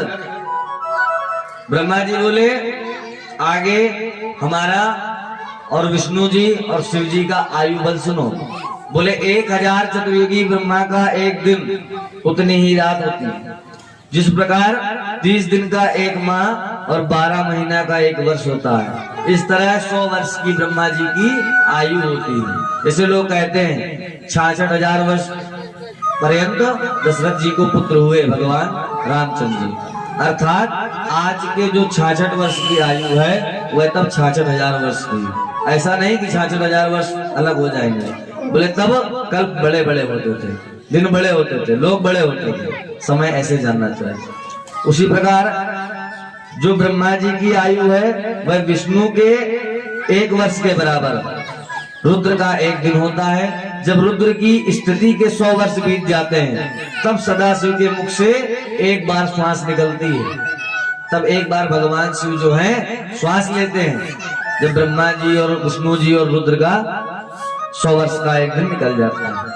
बोले हे, इस प्रकार सदाशिव के ऐसे वचनों को सुनकर विष्णु कहने लगे, हे कृपा सागर, आपकी आज्ञा अनुसार मैं सभी कार्य करूंगा, आप ही मेरे ध्येय होंगे। हे प्रभु, यदि मेरा भक्त आपकी निंदा करे तो उसे आप नरक में डाल देना, और आपका भक्त मेरा प्रिय एवं मुक्ति का अधिकारी होगा। और ऐसा ही किसमें कहा? बोले रामचरितमानस में भी कहा, शिव द्रोही मम भगत कहावा, सोनर सपने हूँ मोहि न पावा। शिव द्रोही मम भगत कहावा, सोनर सपने हूँ मोहि न पावा। और शंकर प्रिय मम द्रोही, शिव द्रोही मम दास। शंकर प्रिय मम द्रोही, शिव द्रोही मम दास। नर करहि कलप भरी, नर करहि कलप भरी, घोर नरक मोहदास, घोर नरक मोहदास, घोर नरक मोहदास। अर्थात जो भगवान शिव से मुक्ति प्राप्त करना चाहे उसे कभी भगवान हरि की शरण का त्याग नहीं करना चाहिए, और ना ही हरि भगवान से द्रोह करना चाहिए। और जो भगवान हरि की शरण में जाना चाहते हैं उन्हें कभी भगवान शिव से द्रोह नहीं करना चाहिए। कभी भी अपनी भक्ति में ऐसी असमानता नहीं लानी चाहिए कि हमारे देवता ये हैं, हमारे देवता वो हैं। बोले आप जिनको मानते हैं, इष्ट को धारण करते हैं, वह अच्छी बात है, परंतु जब आप शिव को मानने वाले हैं और अगर रामचंद्र जी के दरबार में पहुंच जाएं तो यथोचित आपको उनका भी सम्मान वैसे ही करना है जैसे कि अपने इष्ट का करते हैं। नहीं तो उनकी अवज्ञा के कारण क्या होगा? बोले इस संसार में आप चक्कर लगाते रह जाओगे और ना तो श्री हरि ही हाथ पकड़ेंगे और ना भगवान भोलेनाथ ही हाथ आपका पकड़ेंगे। ऐसा बताया भगवान। पुनः इस काम के कारण ही मैंने बड़ा दुख प्राप्त किया है,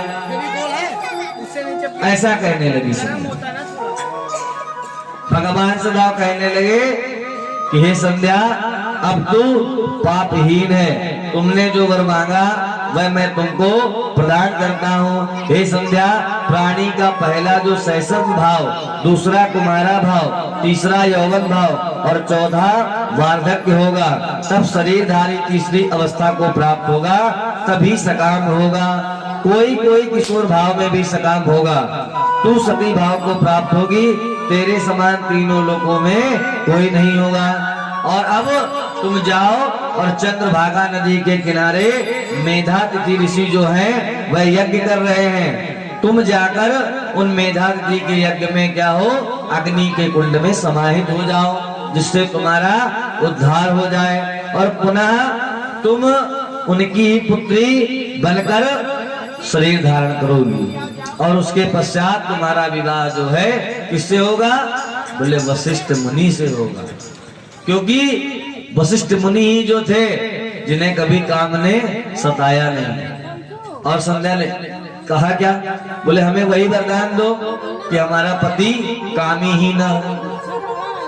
तो वशिष्ठ जी उन्हें प्राप्त हुए। शिव जी के कथानुसार संध्या वहां से गई और अग्निकुंड में जाकर समाहित हो गई। जब अग्निकुंड में समाहित हो गई तो सुवर्ण के समान कांति वाली सुंदर कन्या जब पुनः उत्पन्न हुई तो मेधातिथि ने उसे गोद में लिया और उसका नाम क्या रखा? बोले अरुंधति रखा। और माता अरुंधति उसी आश्रम में पालन पोषण होते होते बड़ी हो गई। जब बड़ी हो गई तो ब्रह्मा और विष्णु महेश जी ने वशिष्ठ के साथ उनका विवाह कर दिया और उनके शक्तिदायक पुत्र पैदा हुए। अब नारद जी कहने लगे कि प्रभु कामदेव ने ऐसा जो बात रचा, ये क्यों रचा और इसका आगे परिणाम क्या हुआ? नारद जी कहने लगे, हे ब्रह्मा जी, कामदेव को रति के साथ जाता हुआ देखकर आपकी कौन सी प्रतिक्रिया हुई थी?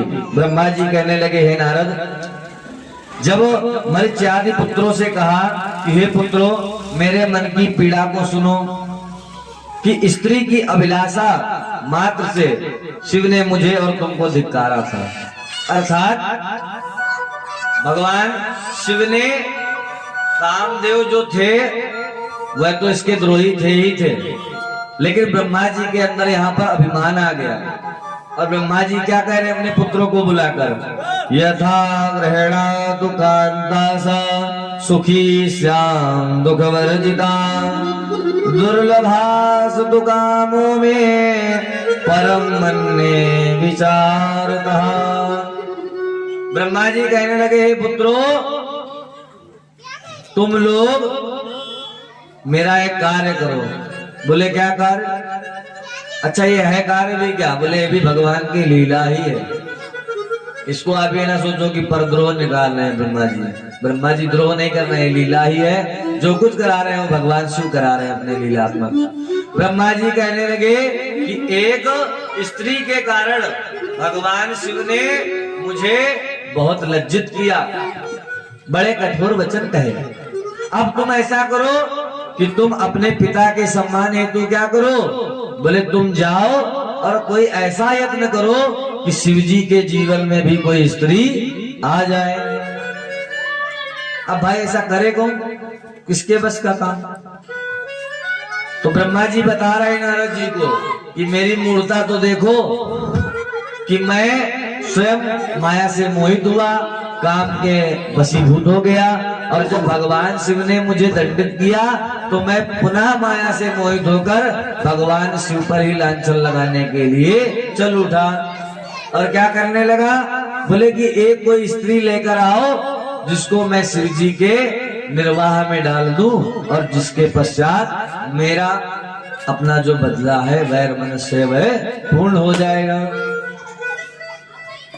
संसार में कौन सी ऐसी स्त्री है जो शिव को मोहित करे? ब्रह्मा जी कहने लगे, हे पुत्रों, कोई तो उपाय करो। वहां पर यह विचार मंथन चल ही रहा था कि उसी स्थान पर कामदेव और रति आ गए। उन दोनों को अपनी मनोव्यथा सुनाई कि तुम दोनों किसी भी तरह शिव को मोहित करो।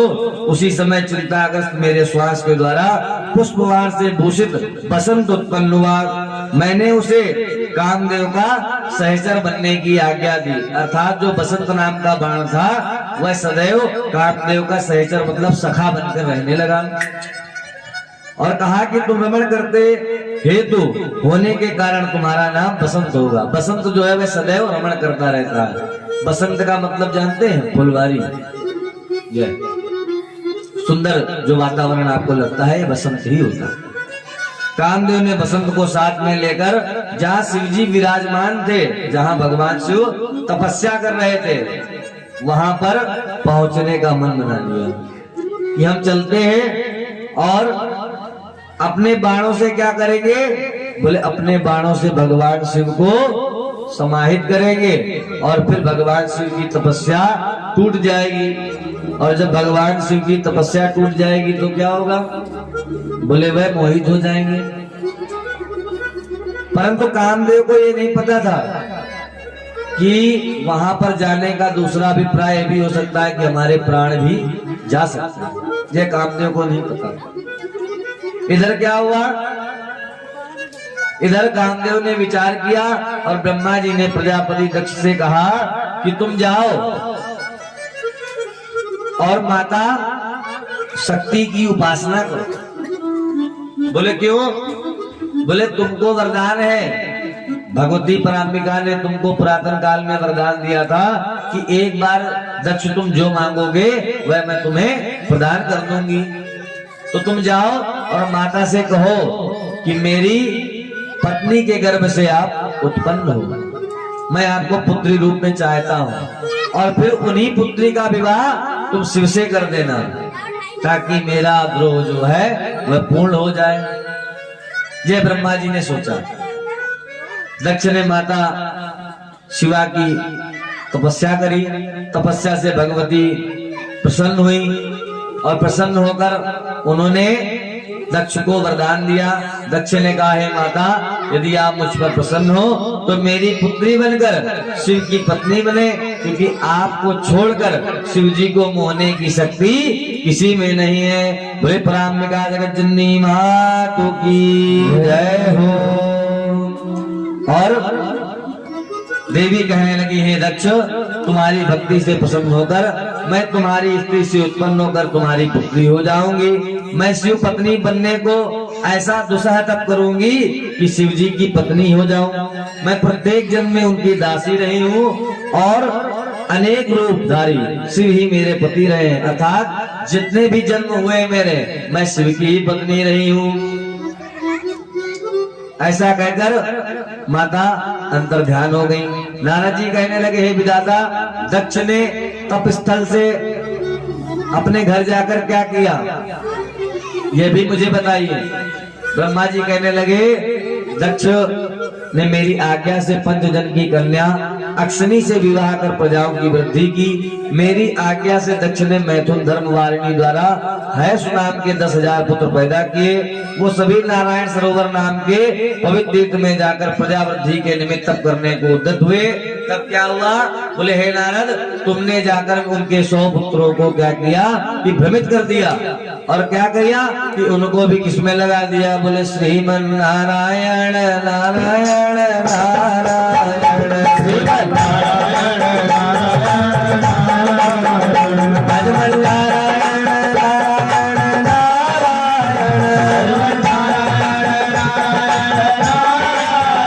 श्रीमन नारायण नारायण नारायण।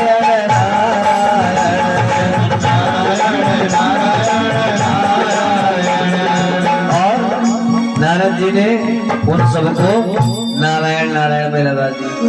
दक्ष को बड़ा क्रोध आया। दक्ष ने सोचा कि मेरे 1000 पुत्रों को नारद जी ने अपनी तरह लगा दिया। मैंने तो प्रजा वृद्धि के लिए उन्हें उत्पन्न किया था, परंतु नारद जी कौन से? बोले भाई है, चलो कुछ नहीं कहा। और पुनः प्रजा वृद्धि के लिए पुनः 1000 पुत्र पैदा किए। फिर क्या हुआ कि वह जब फिर सरोवर पर गए तब करने के लिए, तो नारद जी फिर वहां पहुंच गए और फिर उन्हें किसमें लगा दिया? बोले श्रीमन नारायण नारायण नारायण श्रीमन नारायण नारायण नारायण भजमन नारायण नारायण नारायण भजमन नारायण नारायण श्रीमन नारायण नारायण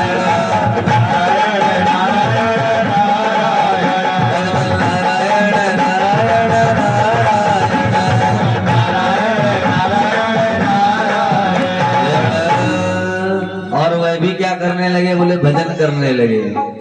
अब दक्ष को बड़ा क्रोध आया। किम कृतम ते धम श्रेष्ठ साधूनां साधुलिंगतः भिक्षो मार्गो भरतानां वैदर्शितो साधुकारिणः। दक्ष कहने लगा हे अधम श्रेष्ठ नारद, ये तूने क्या किया?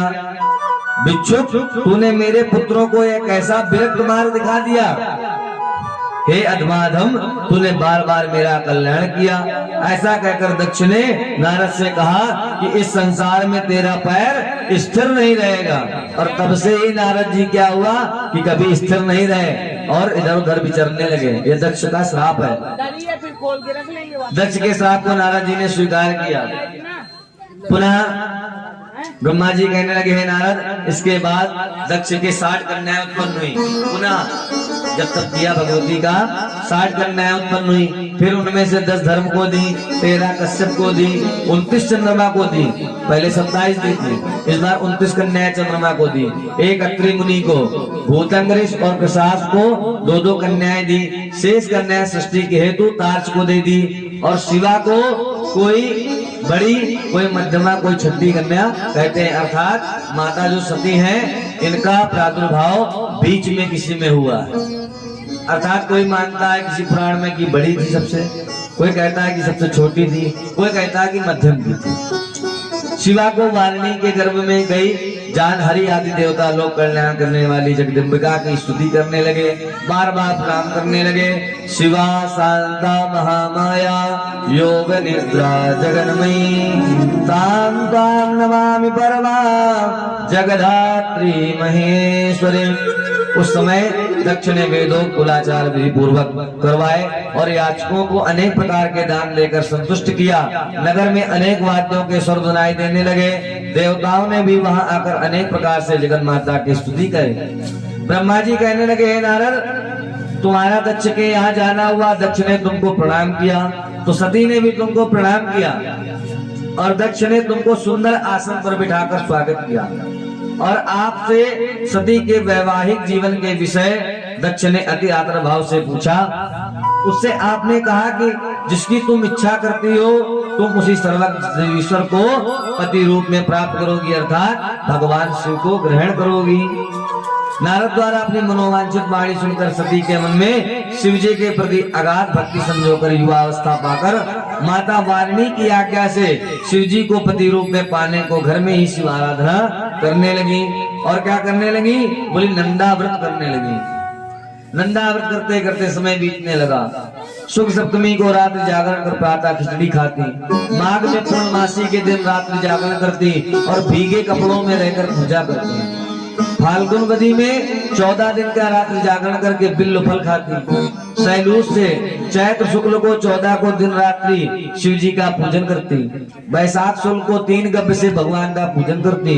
तिल और चावलों से भगवान का पूजन करते हैं। ज्येष्ठ की पूर्णमासी को नाना प्रकार के वस्त्र और मालती फूलों से भगवान का पूजन करती। आषाढ़ शुक्ल पक्ष से चतुर्दशी को लेकर वस्त्र, कस्तूरी, मालती पुआ, नाना प्रकार के गंध, वस्त्र आदि भगवान शिव को अर्पित करती। और इधर क्या हुआ कि जब माता सती की तपस्या पूर्ण होने लगी, अर्थात नंदाव्रत पूर्ण होने लगा, तो ब्रह्मा जी और विष्णु जी कहाँ गए? बोले भगवान शिव के पास गए और वहां जाकर कहने लगे, हे परमेश्वर, सृष्टि के आगे के क्रम को बढ़ाने के लिए अब आपको मेरी जो पुत्री है उससे विवाह कर लेना चाहिए।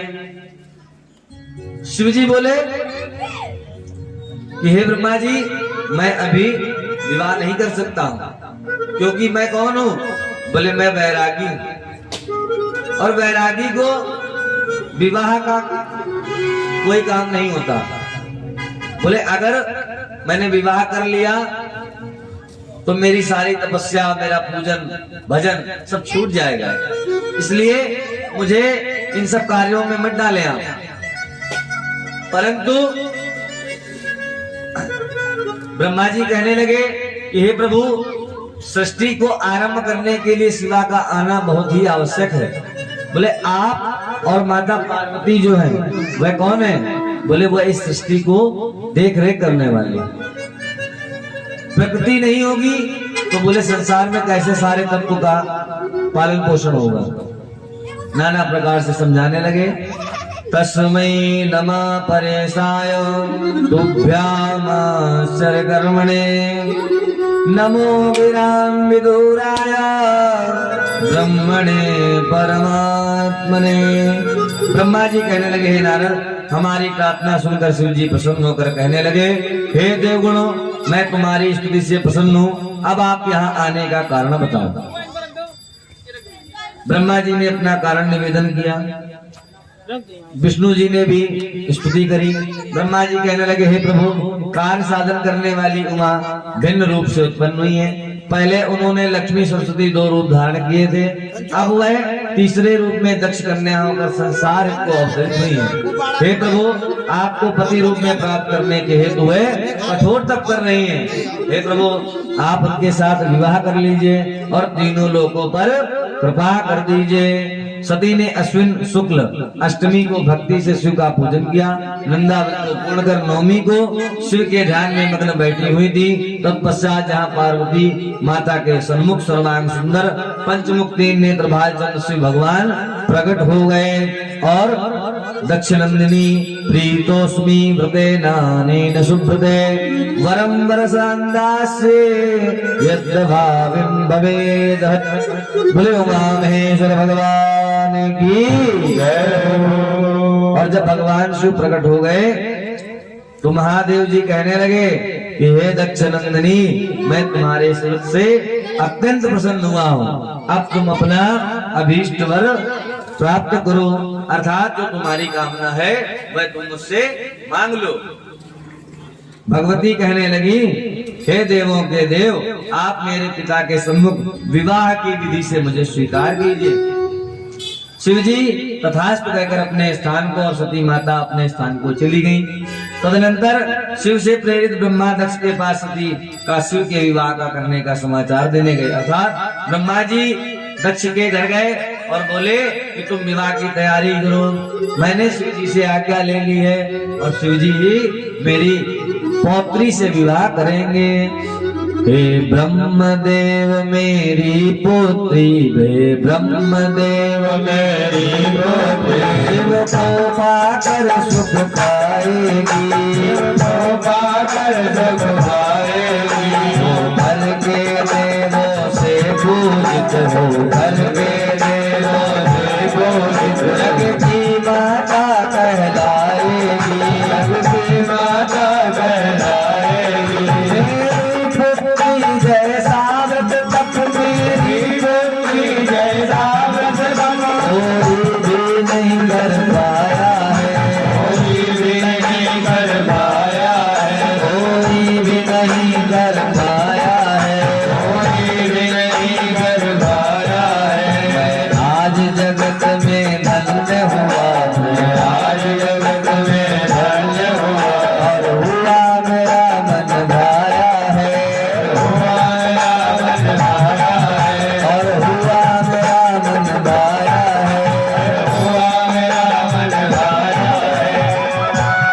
ब्रह्मा जी ने कहा कि आज मेरा मन भाया कार्य होने जा रहा है। क्योंकि ब्रह्मा जी का मन क्या था?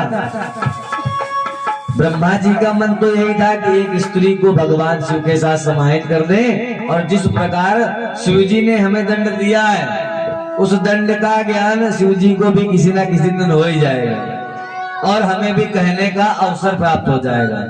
जैसे कि आप किसी मूढ़ व्यक्ति को या अंधकारी व्यक्ति को आप उसको सतमार्ग दिखाने लग जाओ तो वह व्यक्ति सतमार्ग ना देखकर क्या सोचने लगता है कि अरे बताओ ये हमको समझा रहे हैं, ये हमसे ज्यादा बुद्धिमान हो गए।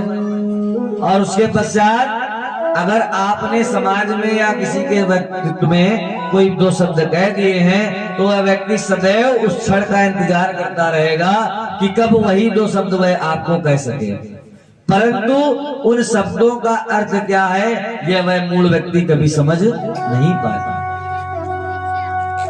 तो समय रहते हुए सब कुछ समझ में आ जाए तो ज्यादा अच्छा है, क्योंकि ये तो भगवान की लीला है, भगवान करने वाले और भगवान ही कराने वाले। परंतु हमारी जो लीला है ना उसके कर्ता भी हम ही और उसके भरता भी हम ही हैं। कहते हैं शास्त्र वेदों में कहा जाता है कि जितने पुण्य किए हैं उतने ही पाप कर लो तो भी पुण्य अलग भोगोगे और पाप अलग भोगोगे। ये ना सोचो कि 100 पाप कर लिए और 1 पुण्य कर लिया तो भारी। बोले गंगा जी में बैठ के कथा सुनी थी, अरे कोई फायदा नहीं। इसलिए अज्ञानतावश भी कोई अधर्म ना होने पाए इसका सदैव प्रयास करते रहना चाहिए। ब्रह्मा जी के वचनों को सुनकर शिव जी प्रसन्न होकर कहने लगे, हे ब्रह्मा, मैं तुम्हारे और नारद के साथ दक्ष के यहाँ आऊंगा। आप मरीच आदि मानस पुत्रों का भी स्मरण करो। मैं उन सभी के साथ अपने गढ़ों सहित दक्ष के घर जाऊंगा। मेरे स्मरण करने पर मरीचाद ऋषि आ गए और रुद्र द्वारा स्मरण करने पर लक्ष्मी सहित विष्णु जी भी आ गए। चैत्र शुक्ला त्रयोदशी दिन सोमवार और पूर्वा फाल्गुनी नक्षत्र में शिव जी ने परिकरों सहित सानंद यात्रा की, अर्थात दक्ष के घर में जाने लगे और दक्ष के घर पहुंचकर दक्ष ने देवों ऋषि मुनियों सहित शिव जी का अर्घ पात्र से पूजन किया, आसनों पर श्रद्धा से बिठाया। दक्ष के स्वागत से सभी अति प्रसन्न हो गए। हे नारद, शिव सती विवाह में सभी क्रियाकलाप मेरे द्वारा ही संपन्न हुए, अर्थात जो कुछ भी था, जितने भी क्रिया थी, वह ब्रह्मा जी ने ही संपन्न कराई। और दक्ष और उसकी स्त्री द्वारा पूजित वसुदेव ने हर्षित होकर सती का पाणी ग्रहण किया। उसी समय नारद एक अद्भुत चरित्र हुआ। बोले, क्या पिताजी? बोले, नारद, मैं पुनः काम से मोहित हो गया। बोले, क्यों? बोले, इसका ज्ञान मुझे भी नहीं रहा। बोले, क्या हुआ कि जब भगवान शिव और माता सती अग्नि के फेरे ले रहे थे तो ब्रह्मा जी को अकस्मात एकाएक माया से क्या दिखा? बोले, माता सती के चरण दिख गए। और जब माता सती के चरण दिख गए तो ब्रह्मा जी क्या करने लगे? बोले, मन ही मन संकल्प करने लगे कि हमें सती का पूरा यौवन प्राप्त हो जाए और उसे देखने की कामना करने लगे। और नारद से कह रहे हैं ब्रह्मा जी, बोले, मैं मूढ़ ये भी नहीं सोच पा रहा हूँ कि सती मेरी पौत्री है, परंतु यह सब कुछ प्रभु की माया थी। माया से मोहित हुआ मैं ब्रह्मा क्या करने लगा कि मैंने जो अग्नि जल रही थी, जिस कुंड में फेरे पड़ रहे थे, मैंने उसमें क्या किया? एक अस्मात जल डाल दिया। और जल डाल देने से क्या हुआ कि चारों ओर धुआं हो गया। और उस धुएं के वय में आकर मैंने क्या किया कि मैंने सती का मुख अवलोकन कर लिया। परंतु उस अवलोकन कर लेने मात्र से ही मेरे द्वारा क्या हुआ कि कामासक्त जो मैं था, मेरे द्वारा काम पीड़ित विरक्त पृथ्वी पर गिर पड़ा। और उससे क्या हुआ कि तत्काल आकाश उत्पन्न हो गया। ब्रह्मा जी के पसीने से, ब्रह्मा जी का जो पसीना गिरा उससे आकाश उत्पन्न हो गया। और ऐसा कृत्य जैसे ही भगवान देवादिदेव महादेव ने देखा तो महादेव क्रोधित हो गए। यो हम शंभुम मोहितुम पुरैच्छम कपटेनः मामचातं शंकरस्तात मोह माया लीलया। अर्थात हे तात, पूर्व काल में मैंने जिन शिव को कपट पूर्वक मोह में डालना चाहा था, उन्हीं शिव जी ने अपनी लीला से मुझे ही मोहित कर डाला। भाई, माता सती का आगमन क्यों हुआ? बोले, मोह में घेरने के लिए तो हुआ, और तो कोई प्रयोजन था नहीं। और माता सती का विवाह भी करा दिया। अच्छा, कभी सोचा सती माता ने ही अपना परित्याग क्यों किया? माता पार्वती ने जन्म लेने के पश्चात जब भगवान शिव को पाया तो कभी देह का त्याग नहीं किया, केवल अवतार ही लिए। बोले, गई मत्स्य कन्या के रूप में उत्पन्न हो गई। जब जब जैसा वृत्तांत आना होता है सृष्टि का, जैसे पालन होना होता है, वैसे लीला होती रहती। नहीं तो भगवान शिव तो त्रिकालदर्शी थे, परंतु माता सती का देह त्याग यज्ञ में इसीलिए हुआ क्योंकि माता सती कैसे उत्पन्न हुई थी? बोले, मोह की माया से उत्पन्न हुई थी। बोले, अगर ब्रह्मा जी के मन में कपट ना होता तो ब्रह्मा जी कभी न कहते कि दक्ष जाओ तुम तपस्या करो। सन इस खल पर बंधन कर, सन इस खल पर बंधन कर, काल कढ़ाई विपत्ति सही करई, काल कढ़ाई विपत्ति सही करई, फल बिनु स्वार्थ पर अपकारी, भारत आई मोसक इस सोनो बोलवाई, आई मोसक इस सोनो बोलवाई, हर संपदा विनाशिन सारी, हर संपदा विनाशिन।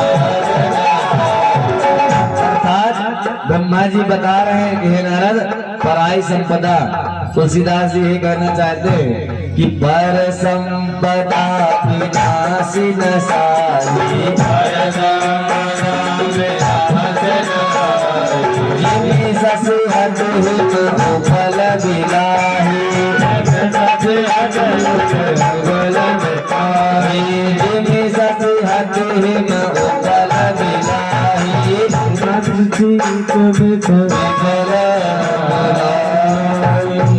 और क्या हुआ कि नारद जी से कहने लगे ब्रह्मा जी कि मनुष्यों को दुष्टों से या पर अपकारी व्यक्तियों से दूर रहना चाहिए। हे नारद, शिव माया बस मेरी बदी भ्रष्ट हो गई। अग्नि की परिक्रमा करते समय हवा से वस्त्र उड़ने से सती का पद दिखाई दिया। उसको देखकर मैं काम से मोहित होकर अवलोकन करने लगा और धुआं होने के कारण मैंने क्या किया कि सती का मुख देख लिया।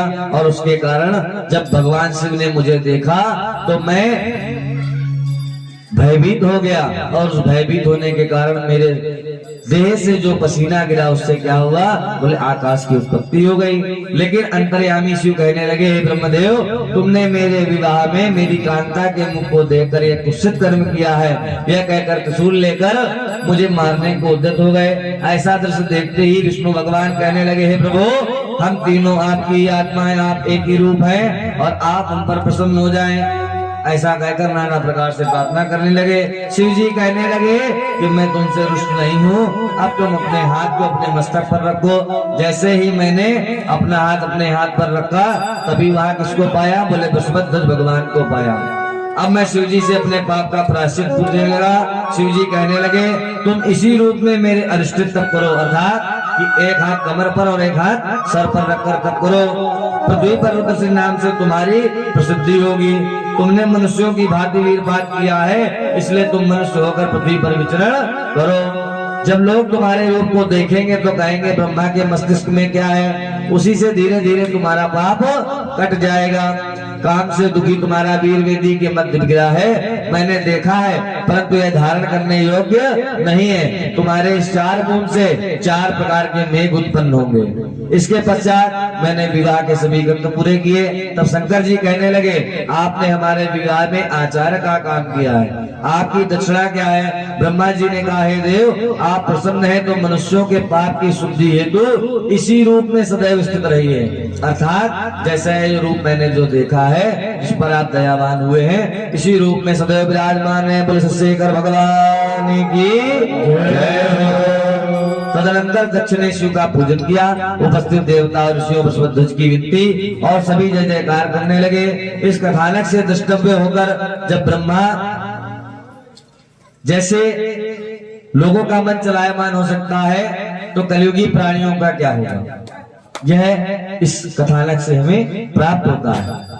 तो इसलिए सदैव काम क्रोध आदि विकारों से बचते रहना चाहिए और भगवान का चिंतन करते रहना चाहिए। मन मतंग माने नहीं जब तक खता न खाए, जैसे विधवा स्त्री गर्भ रहे पछताई, अर्थात जैसे विधवा स्त्री को अगर गर्भ हो जाए तो क्या होता है कि वह पछताती है कि लोग क्या कहेंगे।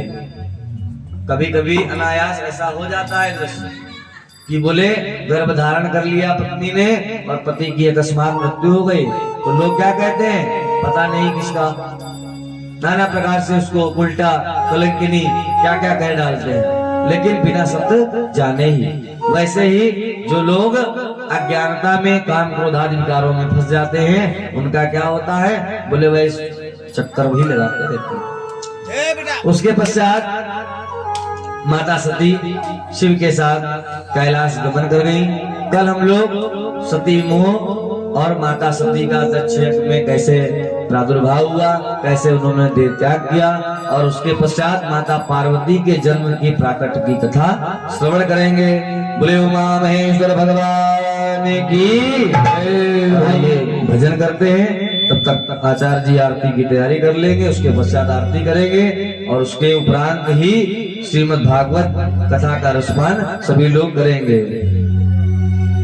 प्रभु हम भी शरणागत हैं, और हम भी भगवान से कहें कि हे प्रभु, जैसे ब्रह्मा जी और विष्णु जी आपकी शरण में आते हैं ना, उसी प्रकार हम लोग भी आपकी शरण में हैं और हमारा उद्धार आप ही करेंगे।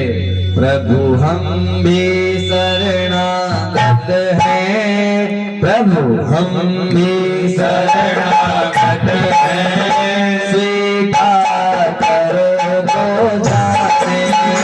प्रभु हम भी शरणागत हैं, स्वीकार करो तो जाने। अब हमें पतित से पावन, अब हमें पतित से पावन, भोलेनाथ करो तो जाने, भोलेनाथ करो तो जाने।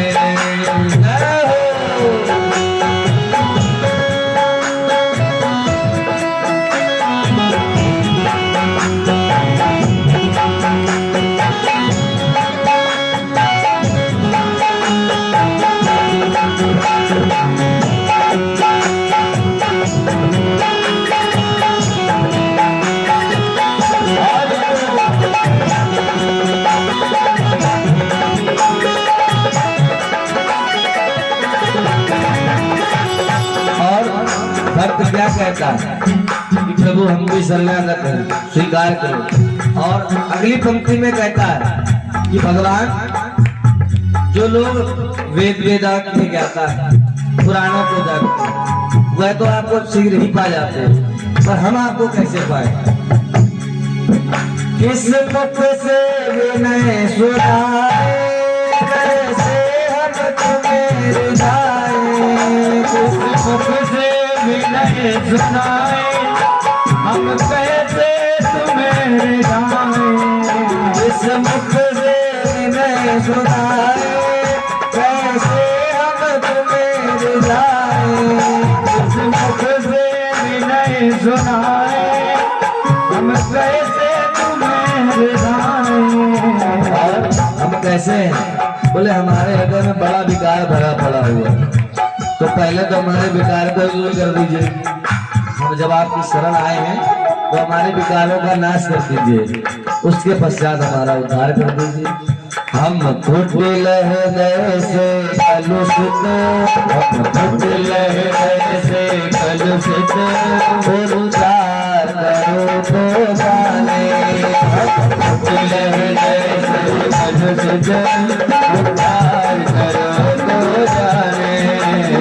हम भी शरणागत हैं, हम भी शरणागत हैं, स्वीकार करो तो जाने, स्वीकार करो तो जाने, स्वीकार करो तो जाने, स्वीकार करो तो जाने। और दूसरी पंक्ति में भक्त क्या कहता है कि जो आपके प्रेमी लोग हैं, जैसे ब्रह्मा जी, विष्णु जी, ये तो तत्काल आपको बुला लेते हैं, देवता भी आपको बुला लेते हैं, परंतु हमारे लिए कैसे सुगम हो?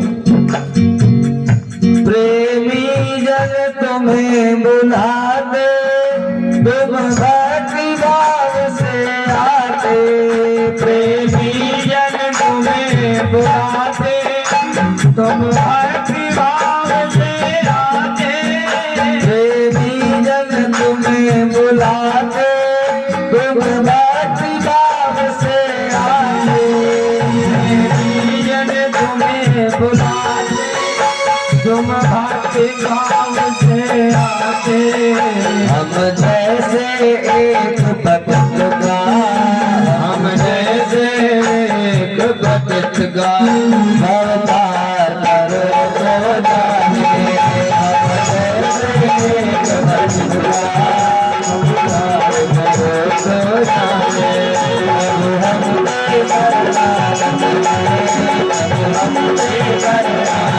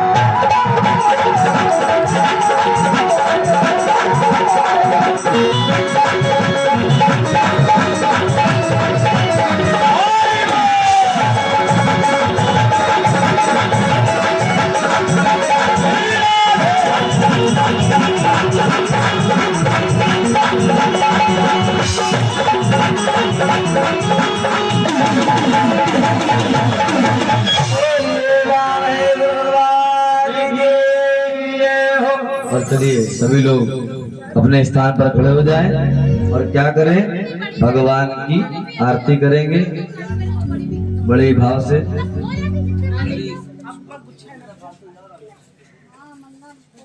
हरि ओम। चंद्रमा मनसो जातचक्षो सूर्यो जायत श्रोत्रांगायुष्य प्राणस्य मुखादग्निरजायत। हे भोले बाबा तेरी आरती गाओ, हे भोले बाबा तेरी आरती गाओ, आरती गाओ बाबा तुझको मनाओ, आरती गाओ बाबा तुझको मनाओ। हे शिव शंकर तेरी आरती गाओ, हे शिव शंकर तेरी आरती गाओ।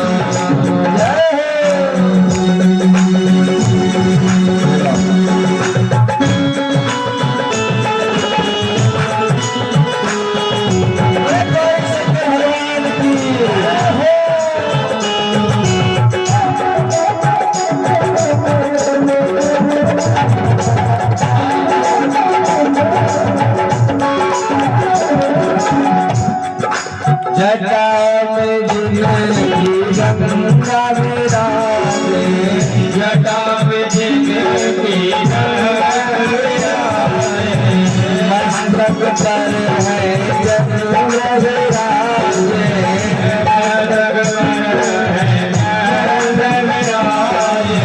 जटा में जिंदगी गंगा विराजे, जटा में जिंदगी